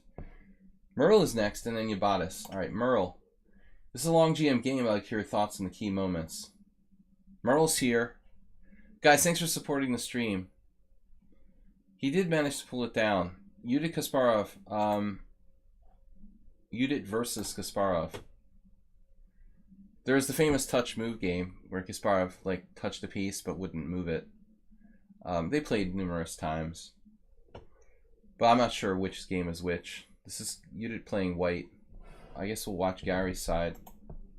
Gary is much stronger than Judit. This was played in when? 1996. Okay. E4, C5. Got to be a Najdorf. And F4. In those days, F4 was really still trendy. John Nunn and his books, Beating the Sicilian, 1, 2, and 3, were kind of still around. And F4 had been popularized by John Nunn a lot. For some reason now it's like completely not played by almost anybody. It seems like the last variation you ever see talked about. I mean, I'm probably wrong. There are probably some games. But it's just not trendy at all, F4 any longer. Seems like something that would be good to pick up because it's not trendy. Openings that are not trendy are actually better to play. So E6, transposing to a Najdorf with E6 or Scheveningen. And now White has a much more aggressive setup available. E5 is really like the much more stable approach here for Black. You can also play like a Dragendorf or whatever you call it with like G6. Now White can play a pretty aggressive type of formation. This is why I would, if I were a Najdorf player, I would play E5. I played the Scheveningen a lot and never really played the Najdorf, but I wouldn't want to give White, you know, the more aggressive setup. But it's a lot like I don't know what I'm trying to say. It's not like poison pawn, but it's not poisoned. It's not even hanging. A3. Maybe preparing bishop E3, queen B2, knight A4, kind of standard queen trap. Ryadak said my grandmom's middle name was Merle. Yeah, Merle is one of those dual names. All right, so knight takes C6. Yeah, I mean, this move is kind of lame, like trading pieces. It's definitely more combative to keep the pieces on the board, although B3 is not a great square. The point for Black is that the knight is in the way too. You know, it's in the way of the C file. It's in the way of bishop that comes to there. It's in the way of a bishop that comes to B7. So that's why White plays knight B3 so often. Judit is more tactical though. She's looking for tactics. B3 here. And she's probably going to be the greatest woman player for a long time. I don't know if Hu Yifan has come close to her rating peak. Probably not. That's a good question though. Okay, bishop B7. This looks weird. Kasparov's in preparation here though. I mean, maybe it looks weird, but it makes sense. I mean, you've got the diagonal here. Personally, I don't like knight takes C6. This is like traditionally not a good idea. building black's control of the center. But this is just like home prep for both sides, obviously. And then here, bishop d3. So it looks like a few people castled queenside. And that almost looks like a b3 Sicilian now. Kind of makes some sense. There's some more recent games there. Alexei Fedorov, Galkin, some really good players. Those guys are solid grandmasters. And they're playing this in the last 10 years.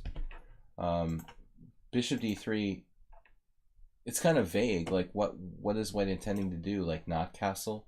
You can't castle kingside. I mean, it seems like a kind of no-brainer. But she's delaying it. All right. And now e takes d5, e takes d5, and now she castles. All right. You got to get out of there. So Gary castles. And it actually transposes. This is pretty dicey for black. Where did black, have another option? Well, he didn't have to play d5, right? I mean, he didn't have to play d5 here. Bishop d3, he played d5. c5 definitely seems logical. Lugievsky played this twice. Pressuring e4 and opening up the bishop. That's more of a strategic move, Life goal achievement, getting into a database. d5, not that difficult. Set your goals higher. E takes d5. Yeah, you could take with a knight, but looks kind of lame. Actually, bishop e4 is very strong for white. So Kasparov really going all out. When was this played? Dos Hermanas. So this is a pretty serious tournament. Long time control. He's really taking his chances. I mean, his king is wide open here. Relatively wide open. He's going to have to be on guard.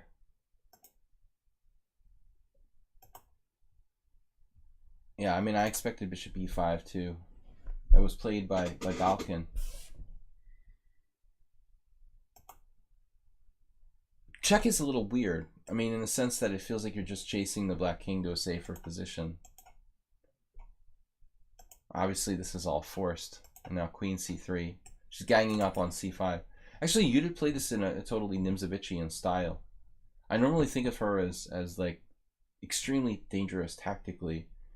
Not quite as strong. If she was as good as she was at tactics in positional chess, Judith would have been like 2800. She was especially strong in tactics. But this game she's conducting in an absolutely positional way. And now Kasparov is forced to like weaken his structure slightly.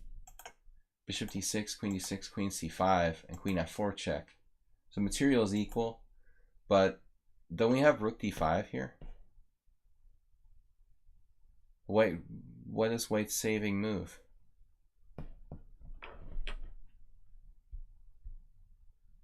I have never seen this game. I didn't see it back in the day. See, this is what I'm talking about. Like, Judith has a saving move. Tactical shot. The computer says she made the wrong rook move. This was 2 months after round 1 with Deep Blue. Deep Blue was in 96. Interesting. Kasparov was really still at his peak. Definitely. I mean, I'm so bummed that there wasn't another match between Karpov and Kasparov. It would have been awesome. But Nigel Short had to like beat Karpov in that stupid match with the Budapest Gambit.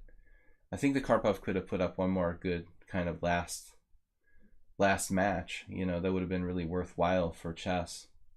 It was definitely a total letdown to see Kasparov annihilate Nigel Short in a World Championship match. Queen c4, rook b5. So what did we miss here? You did play the wrong rook apparently, and that's computer. She didn't want to like drop the h2 pawn, so she played this rook. You're just happy you're not losing a piece at that point. So apparently here she made a mistake. Queen b4. Inherently more logical. I guess she was concerned about a5. I can't see any reason why you would reject queen b4 except for fear of a5. Queen b4 has good retreat square back to d2. It's setting up maybe knight c5 later on. The only drawback is a5. She played this, which is weird because you have like, actually you don't have rook c8. Well, I don't know. I mean, it doesn't look that bad actually. This move is brutal. He's starting 95 and 93 and everything.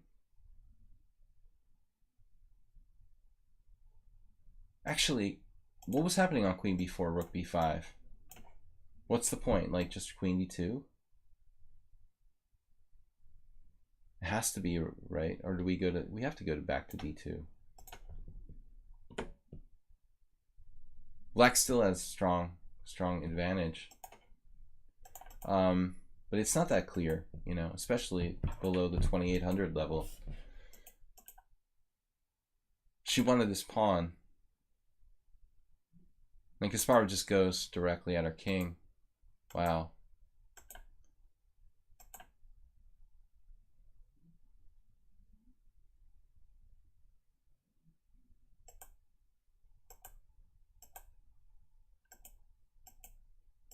It's funny that it's White's king that gets toasted. And now it's an endgame.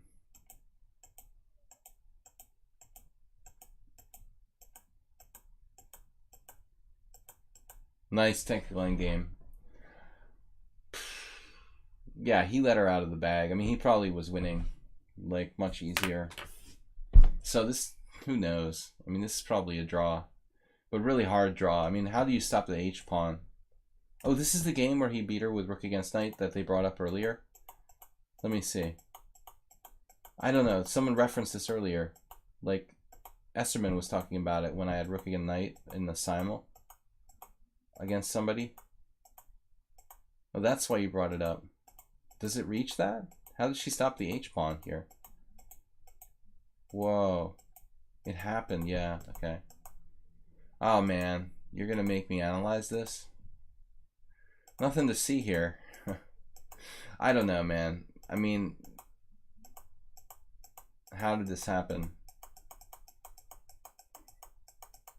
Just to show that it could happen. Yeah, I mean, there's a famous story where Walter Brown had rook and knight against Thomas Wolski in LA or California in the 90s, and they like agreed to a draw or something eventually, a 50 move rule. I don't remember what happened, but Brown bet him after the game that he could beat him, and the guy was like, all right, and then Brown did it. You know, he beat him in this like post game playing it out. So that was kind of funny, for money, you know, something like that. Yeah, but it's possible to lose, but not normal. I mean, so this is apparently some kind of rare position. That's messed up. So you like have to play rook f8, and then king g6, and then rook g8, and then king f7, and you just like run out of moves. Probably one of a few kind of random winning positions. D. Kasparov, subscribe. GG Hillis. Anyway, man, that was amusing. We had a game against, was it you, Merle? Somebody recently where I had rook and knight. I just agreed to a draw in my simul because I don't have a lot of time there. Too Shark Ham Day fan. All right. So last games, Ubatis and move 11. Ubatis, thanks for being a subscriber. This is not the game I mentioned, but I have to share the madness of this game. We need some madness. Heinmint93, thanks for subscribing. I mean, yeah, the rook and knight, it's a draw. But, I mean, it's possible to lose it. Rook and bishop versus rook, it's way, way easier to lose. But it should be a draw. I mean, there are definitely, like, defensive setups you can memorize pretty easily with rook and knight, and even with rook and bishop versus rook. Should be draws. I've never got rook and bishop versus rook. I mean, that's impossible, right?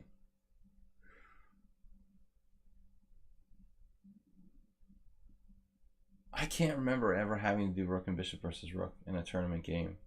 It's almost unbelievable. It's like everybody else I know has. I must have had it, I just forgot. But anyway, all right, here's your bodice. Knight f3. Usually he's playing c4. This is a different look. Queen's Indian attack. c5, c4. Just when we were expecting the Queen's Indian attack, he plays c4. I'm not seeing your messages. Bob, man, I'm kind of busy. Kasparov is tier 1 sub?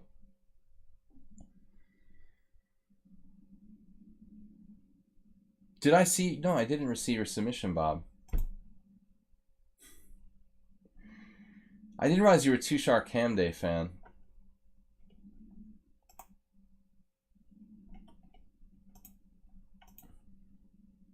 No, I got it. All right, man. All right.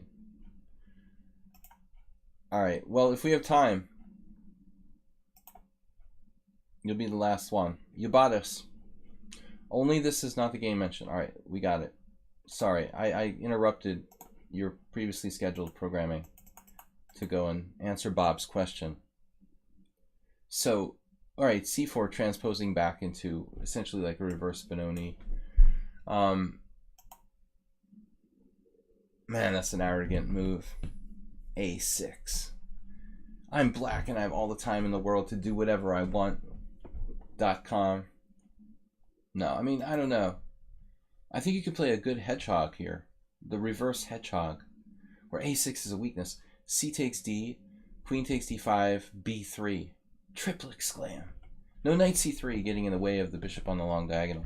So you just play cd and then you don't play the tempting knight c3. You just try like b3, bishop b2, and do a hedgehog with colors reversed. That I think would be the best. Let's see what he does. Oh, he does b3. I mean, you can't do... What you got to be careful of is like getting into a semi-tarash, because a6 is a totally standard move. Like in a matter of 3 moves, you could be in an absolutely boring standard position. Like d4, e6, knight c3, knight c6, a3, knight f6, draw. You know, I mean, it's very easy to get there. So we don't want to draw, right? No, I mean, you're taking here on d5. Is black going to be tricky? Yeah, he's going to play knight f6. So the real fun would begin when you play like e4 here. And that's not hanging. And normally this would be okay for black because he could do like e6 or something, I guess. But with a6 in, is it anyhow like better? Obviously there's like queen a4 check and take.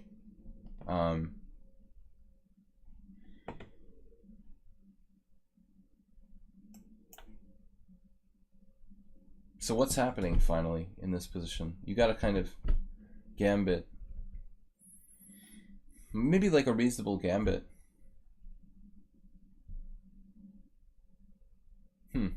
I don't know. More questions than answers, guys. I really thought the CD would be cool. Let's see what the Oracle says. This has never been played. You got to play knight f6. I think queen d5 is more lame. It's exactly what the computer says. Now change its mind. No, it likes knight f6 better. Okay, so queen d5, I thought b3. I like this. We're going to put our bishop on the long diagonal and we'll punish the queen later. Let it think it's like in a good position on d5. No, I'm not sure. I mean, there's some justification to this. Maybe you can play it like straight up. Yeah, like queen d6, d4. It's playable for both sides. It's a judgment call. But I think you should try to punish black here. b3 is a little bit slow. Now you transposed into something. d4, reverse Benoni. So b3 is not that good, you know, in the reverse Benoni. e4, cd4. You basically have to like play b4 again.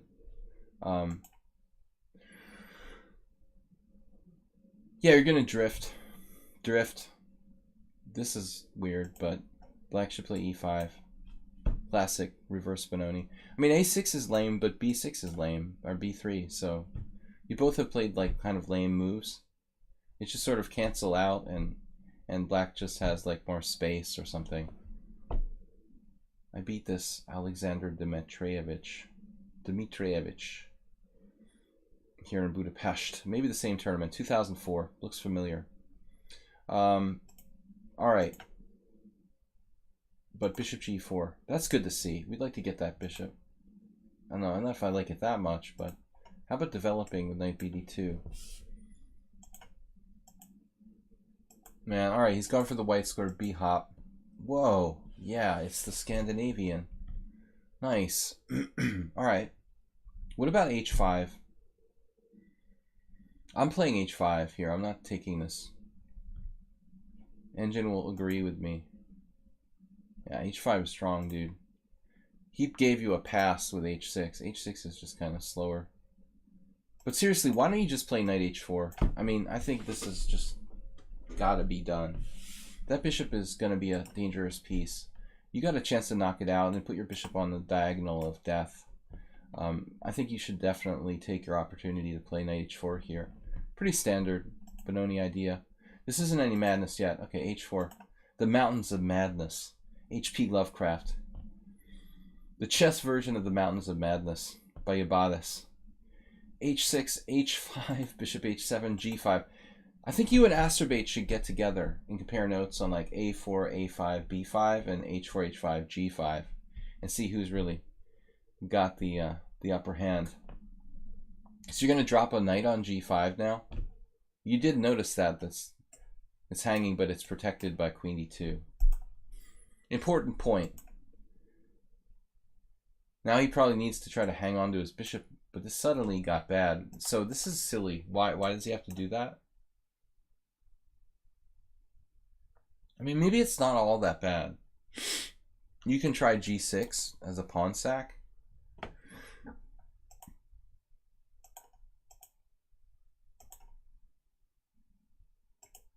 I feel like we should get that white square bishop. Maybe it's not necessary. Oh. I mean, this looks bad. Too many white square weaknesses. You could just simply play knight takes h7 and be better now. But you went on to the fishing expedition. Okay. Pretty cool. Is it sound?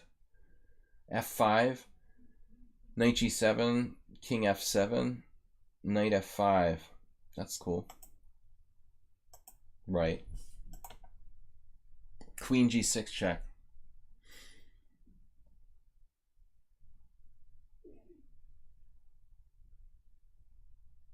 Wow, what is this? Look at this. This is just alone deserves like being mentioned. Honorable mention for the most crazy game ever. Bishop g2, knight g4, bishop d5 check. Now, did you analyze queen e6 very seriously here? We should probably consider that at this point. I have lost track of how many pieces both sides are up and down. All I know is that queen e6 is a legal move. King g7, rook g4 check. Maybe bishop h7 would be a good idea. But it's completely messy. Bishop h7, or sorry, bishop g6. Rook g6 check, king h7. Bishop f5, f5, bishop takes f5. And like, I'm getting confused. King h6, bishop c1 check, king h5, bishop f3. Are you threatening me? I don't think this is the time for black to like go on the offensive here. Oh no. And you're only down a piece now? So if black plays king h6, the beat goes on, or yeah, you're playing king e2 and rook h1. There's no way to save this. Mate. Very, very fun. Very fun game, man. Thank you for sharing. I don't know about the soundness, but I want to see queen e6. I want to see this move here. Is this just losing stuff? Are we up so much material we can give that back? No, it's apparently like stupid. Okay, let's go on to the next game. Last game, two shark. No, move 11. Sorry, we got time. Just wondering what your opinion of the way Black played the opening in the Ragozin.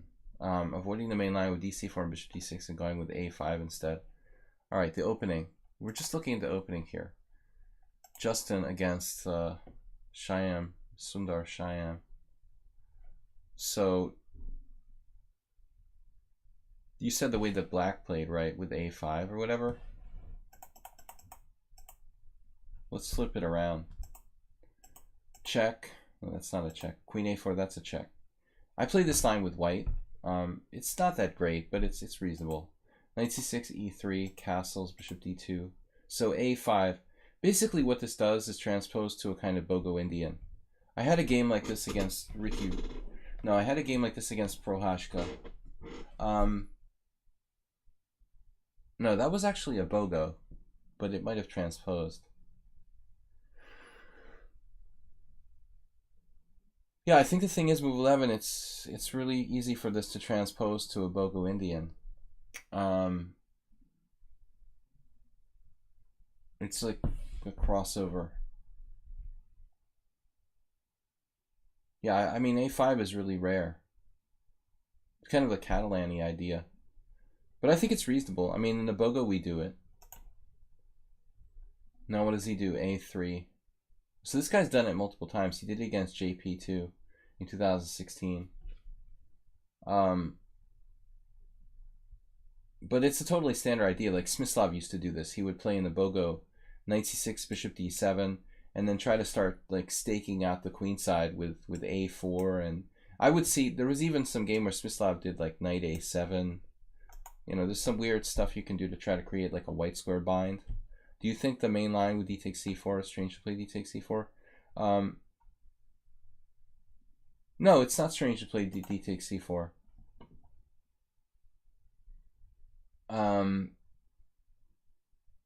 But to be fair, I mean, I think that Black has lots of good moves. Like all these moves are good. a6, rook e8, bishop d7.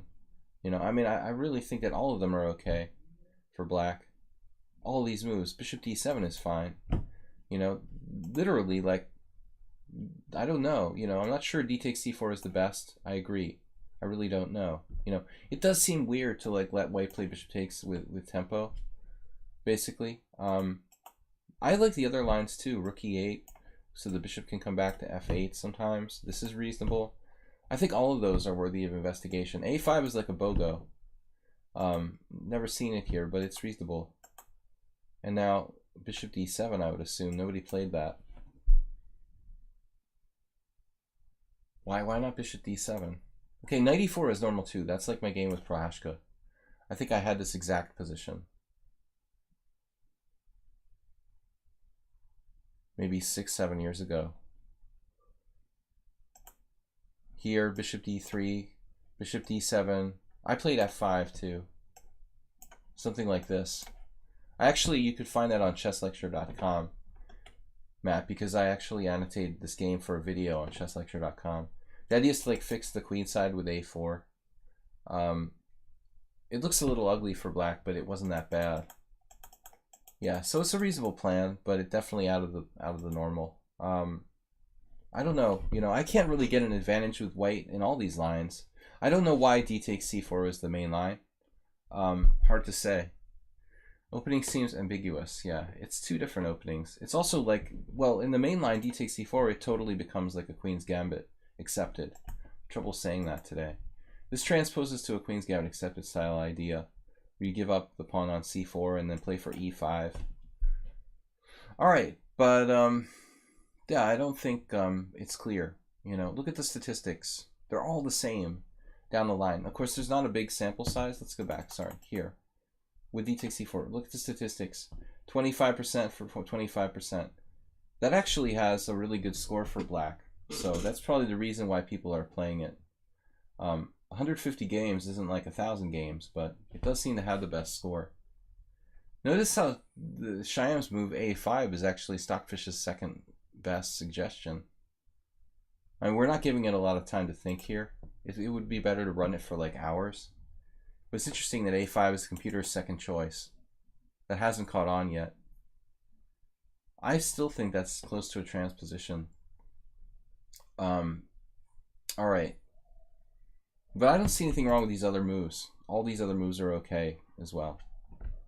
I don't think the queen a4 is that good. You know, it's solid, it's okay, but objectively, like, white, you know, should probably play like some critical lines with like bishop g5 and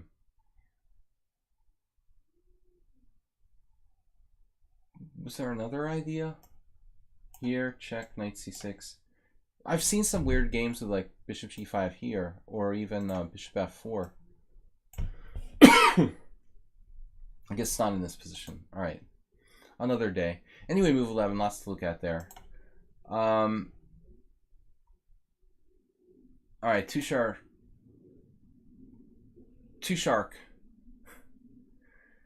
Did you receive my submission? This is your message? What is this, a joke? No, I did not receive your submission. After all this, I thought there was an actual submission here, Bob. This is just a message that asked if I received your submission. No, I didn't receive your submission. Where is it? It's not in the list anywhere. I've got no messages from you or any of your many accounts. I sent it earlier. Sent it earlier as well. It's not in the list. I guess I deleted it. I was afraid it was a virus or something. Anand versus Esserman. What?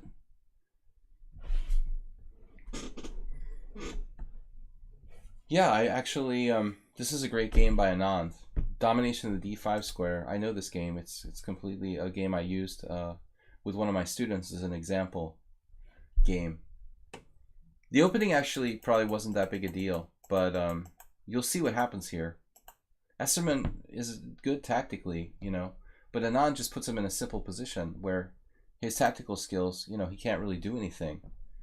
So this very safe line by Anand is, you know, is a good choice. When your opponent is very kind of strong in one department, you're going to try to take him out of his comfort zone. You know, Anand plays like a very, very safe variation. Bishop e2 followed by knight f3. I mean, you couldn't be more I said I covered a game on Chess Lecture. My game was Prohashka. Queen c7. I was black in a bogo. This is actually a really rare move that Esserman did with Queen c7. So it's like not much theory, but the point is what happens later, you know? I don't think this is that bad for black at any point until later when Esserman gets trouble with the d5 square, if I'm not mistaken.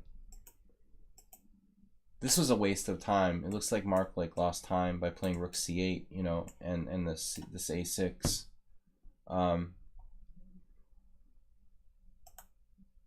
This is when it starts to happen. This is like, what is it called? The most instructive chess games ever played by Chernev. There's two, not one, but two games in there where Chernev talks about like the d5 square in the Sicilian, and it's just over when white owns the d5 square. So he starts to kind of just build on the d5 square. There's actually a couple of games going back. Chibernidze versus Bruda. That's amazing that the exact same position was reached. I mean, Esserman went rook c8 back to a8. I mean, is that normal? Not really.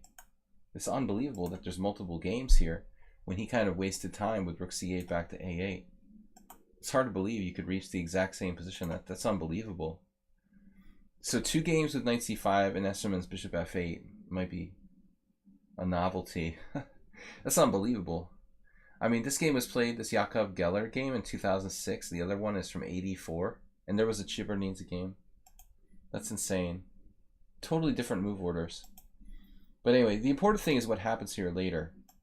So, Anand just played without any risk. And chop the knight off. Bishop c4. The white squares. Notice the bishop on f8 is a pawn. And now there's another guy coming to d5. I mean, it's like d5 masterclass. And it's like strategically horrifying for black.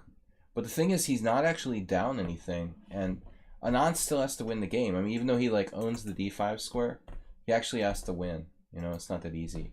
But this is like awful for Esterman strategically. You know, and to be playing Anand in such a position, I mean, it's got to be very difficult. So he tried to hang in there. At least he managed to create some kind of imbalance in the pawn structure, black, and trade some stuff. The d5 square is the d5 square, and the bad bishop on f8 is again, it's like the most destructive chess games ever played.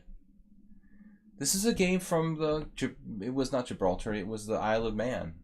There are these tournaments, I call them like snob tournaments, where people with a lot of money can like basically play to play with like Caruana and Hikaru and Magnus Carlsen and Anand. The sponsors, you know, make it possible, but you got to have like a lot of money to like pay to travel to these tournaments and really have no chance to win a prize. I mean, think about it. Get a chance to play with those guys. Have no chance for a prize. It's like you're a chess tourist. But very good tournaments. Good chance to make a grandmaster result, something like that. But this was impressive. Like h4 here, where Anand shifts to the other side of the board. Naturally, h5 not a bad move. I mean, for the first time, Esterman's going to set up pawns on the white squares with that bad bishop.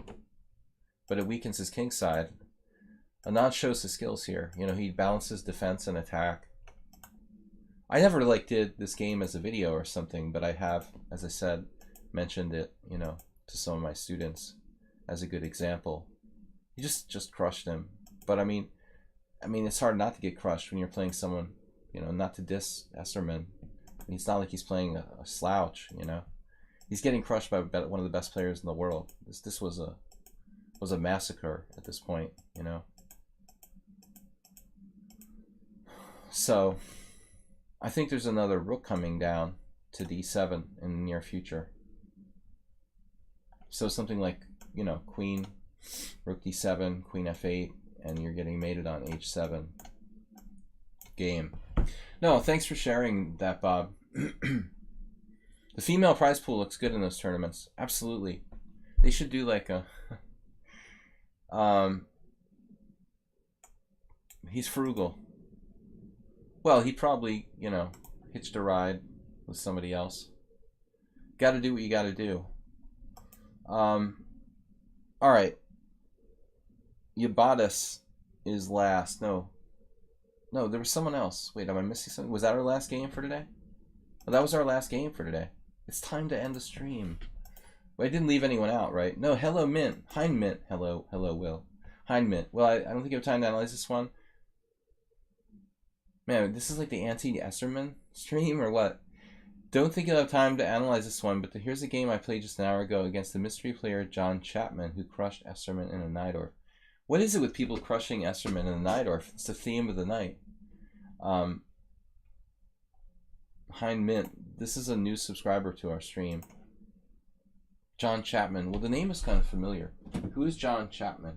I mean, I realize it's an online name, but do I show any of my games? Well, I'm not that fond of my games. Suck, man. You should have seen my last two games. They were horrible. I wouldn't want to show them. Very high centipon loss. I haven't played for 4 months until the last 2 weeks. My last two games were really back and forth and weird. But I'm not here to show off my games. You know, I'm here to go over and help the subscribers. You guys are here to show off your games. So anyway, this is Hein Mint against the player who apparently crushed the Esterman.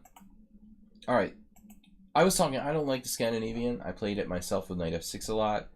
I think that it's, you know, it's not correct to play d5. But anyway, we can get away with things that aren't correct for the sake of fun.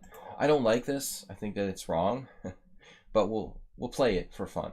I played queen d6. I played queen a5. I think queen d8 is going too far. I wouldn't write a book on it. Okay, so still, it's not that easy to crack black's position. So bishop c4, e6. I mean, I wouldn't want to block in my bishop just yet, you know.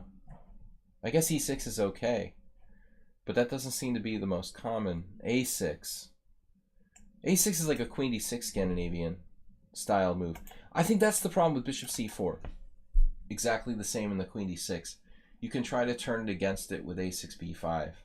So e6 isn't a bad move, but you can really try to take advantage of it with a6, I guess. Now you played it. It's probably not too late. The white does have a4. He didn't care. You know, this funny, I've seen games where actually the queen d6 and the queen d8 Scandinavian transpose into one another if the queen moves again. It's really odd. Okay.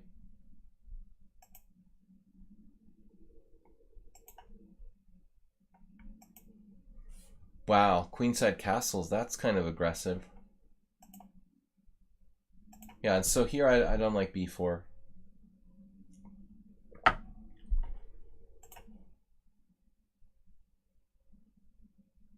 I don't like b4. It's not developing anything. I realize, though, it's not an easy position. I mean, white might be threatening some sort of d5. We don't want to do b4. b4 is a move we do if we have to. So, Ostalic, this is a player I don't know. It's a very common, like, Serbian, Yugoslav name. There was a grandmaster named Ostalic, or Ostojic, I think. But b4, why not do that? I mean, this seems a little more flexible to play bishop b7. All right, so b4, knight a4 or knight e4. Or bishop takes f6 followed by knight e4. It seems like white has 3 good moves here. And the white's got to be slightly better here.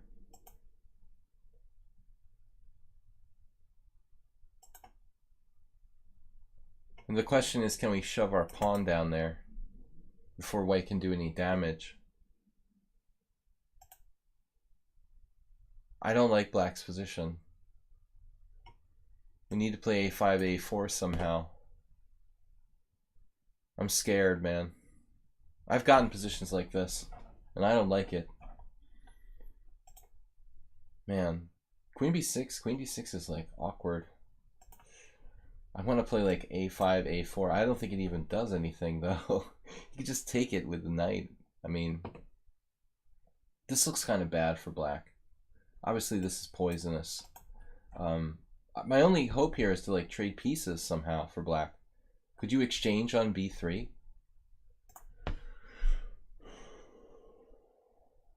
Instantly, the computer likes my suggestions. I'm a genius. But bishop takes b3 or a5. This move is kind of awkward. Just trashing his moves. I'm just trying to be objective. I don't understand why white played bishop a4. What does that have to do with anything here?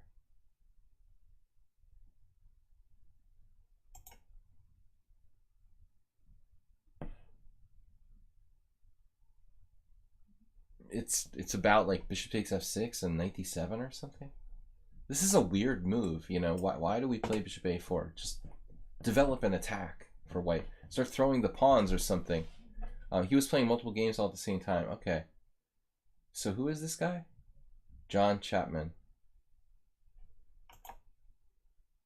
And he beat Asserman. The name is familiar to me. Why is it familiar to me? Maybe there was an English master. Was it this like rich guy?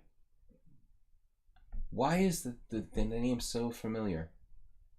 Maybe there's a different Chapman. Yeah, it's a different Chapman I'm thinking of. There's like a Mark Chapman who's a master.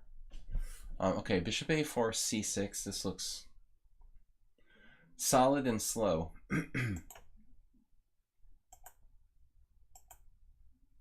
Nice move by white there. Rook g1 though. I like that.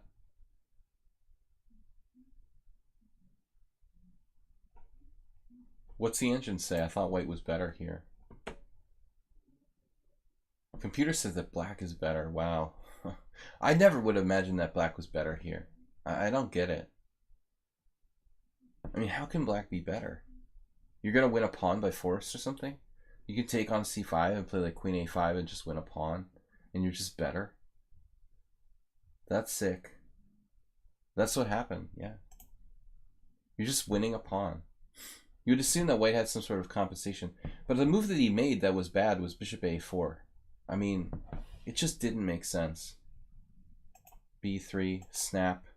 And now you're like, okay, well, maybe like the bishop pair would compensate for him being down a pawn, but he has this huge hole at c3. He's just like begging for like knight e4, knight c3. And he's down a bishop on a4. That's a disaster. Obviously, trading off the knight on e5 is a good idea. I mean, I wonder though, like, did you have to do the other knight? What about this knight? I mean, why? I know that you can play g4, g5, but why do we have to do the f knight necessarily?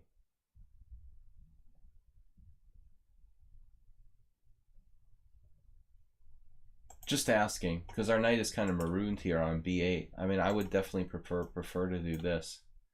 Is there some sort of tactical reason? It doesn't seem like he has anything special here.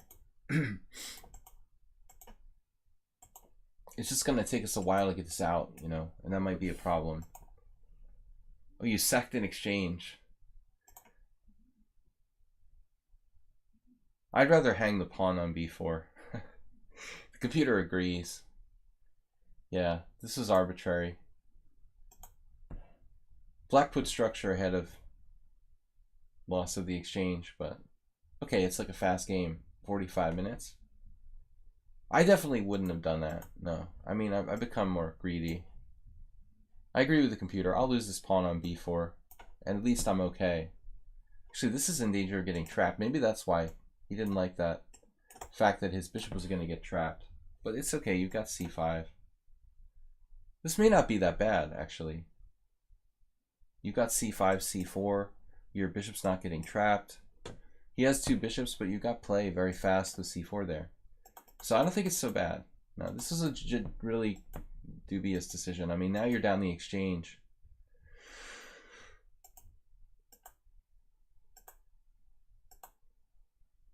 That's good, though.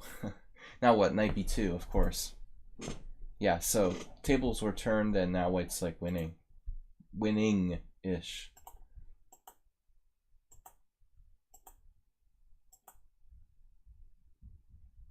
It's kind of a dramatic decision by white to play c4. Forced. Now what? And the bishop that never could move. Now you took. But it looks like you're just kind of down the exchange for nothing.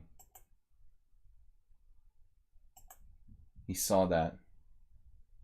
We're grabbing another pawn? Yeah, why not? Now we've got two pawns for the exchange and a mega bishop. A little worried about queen a7 around here. He found it. Queen d6 here. Make it one pawn for the exchange. Dude, like, yeah, king e8. Maybe king e7. I would prefer king e7 to king e8. It's more centralized. I wonder if there was time pressure here. You thought your b8 knight had to keep an eye on c6. Okay. So, white is better. You basically don't have enough compensation for the exchange. Then the guy got fancy with rook takes c5. It's pinned, so it's not that fancy. And you missed rook a8, apparently. Man, that's nasty. Ouch. So what does he do now? He sacks his queen. He has to sack his queen. Take, rook c8 check. That's a messed up position there.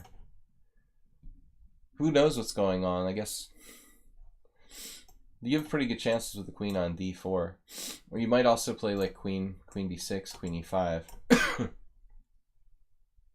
I wouldn't want to play either side against Magnus. Knight takes c5. You blundered your rook and he didn't see it. Well, this is like time pressure. He missed queen b8 check. So mutual blunderfest at the end. Lots of time pressure. And then what happened? White was victorious on time. But actually, it's kind of an unclear position. It's going to be a little hard due to the placement of those pawns for you to create a passed pawn, you know. So I guess I kind of like white here. He's got 2 connectors. The bishop's a better piece, but it's, again, really hard for you to create like your own passed pawn. If the pawns were moved over, you know, you'd have really good counterplay. Anyway, it was a good fight. Thanks, guys, for sharing all your games with me tonight. We're going to be back tomorrow, Friday. Fast Friday, 5+3. Casual Blitz with everyone. Everyone. And I'm going to get my camera back soon so you guys can watch me the whole stream. Anyway, Ponda, thanks for joining us. We'll be back tomorrow, guys. Thanks for being here for the subscriber stream. International Master William Paschall. Again, it was fun, guys. Please support the stream. Make a donation via PayPal or Streamlabs. Click on the Ponda GIF under the Twitch stream. Get a streaming donation. Thanks, guys, for your bit donations, supporting the stream. Ludwig AC, good to see you as well. Loopy Pie, Loopy, thanks everybody. Bob Sakamano, all the subscribers. Thanks everyone for joining us, making it possible to keep the stream going. We'll be back on Friday. It will be tomorrow at 10 a.m. European time here on lichess and Twitch. Thanks everybody. Have a great night. Bye-bye. Bye-bye.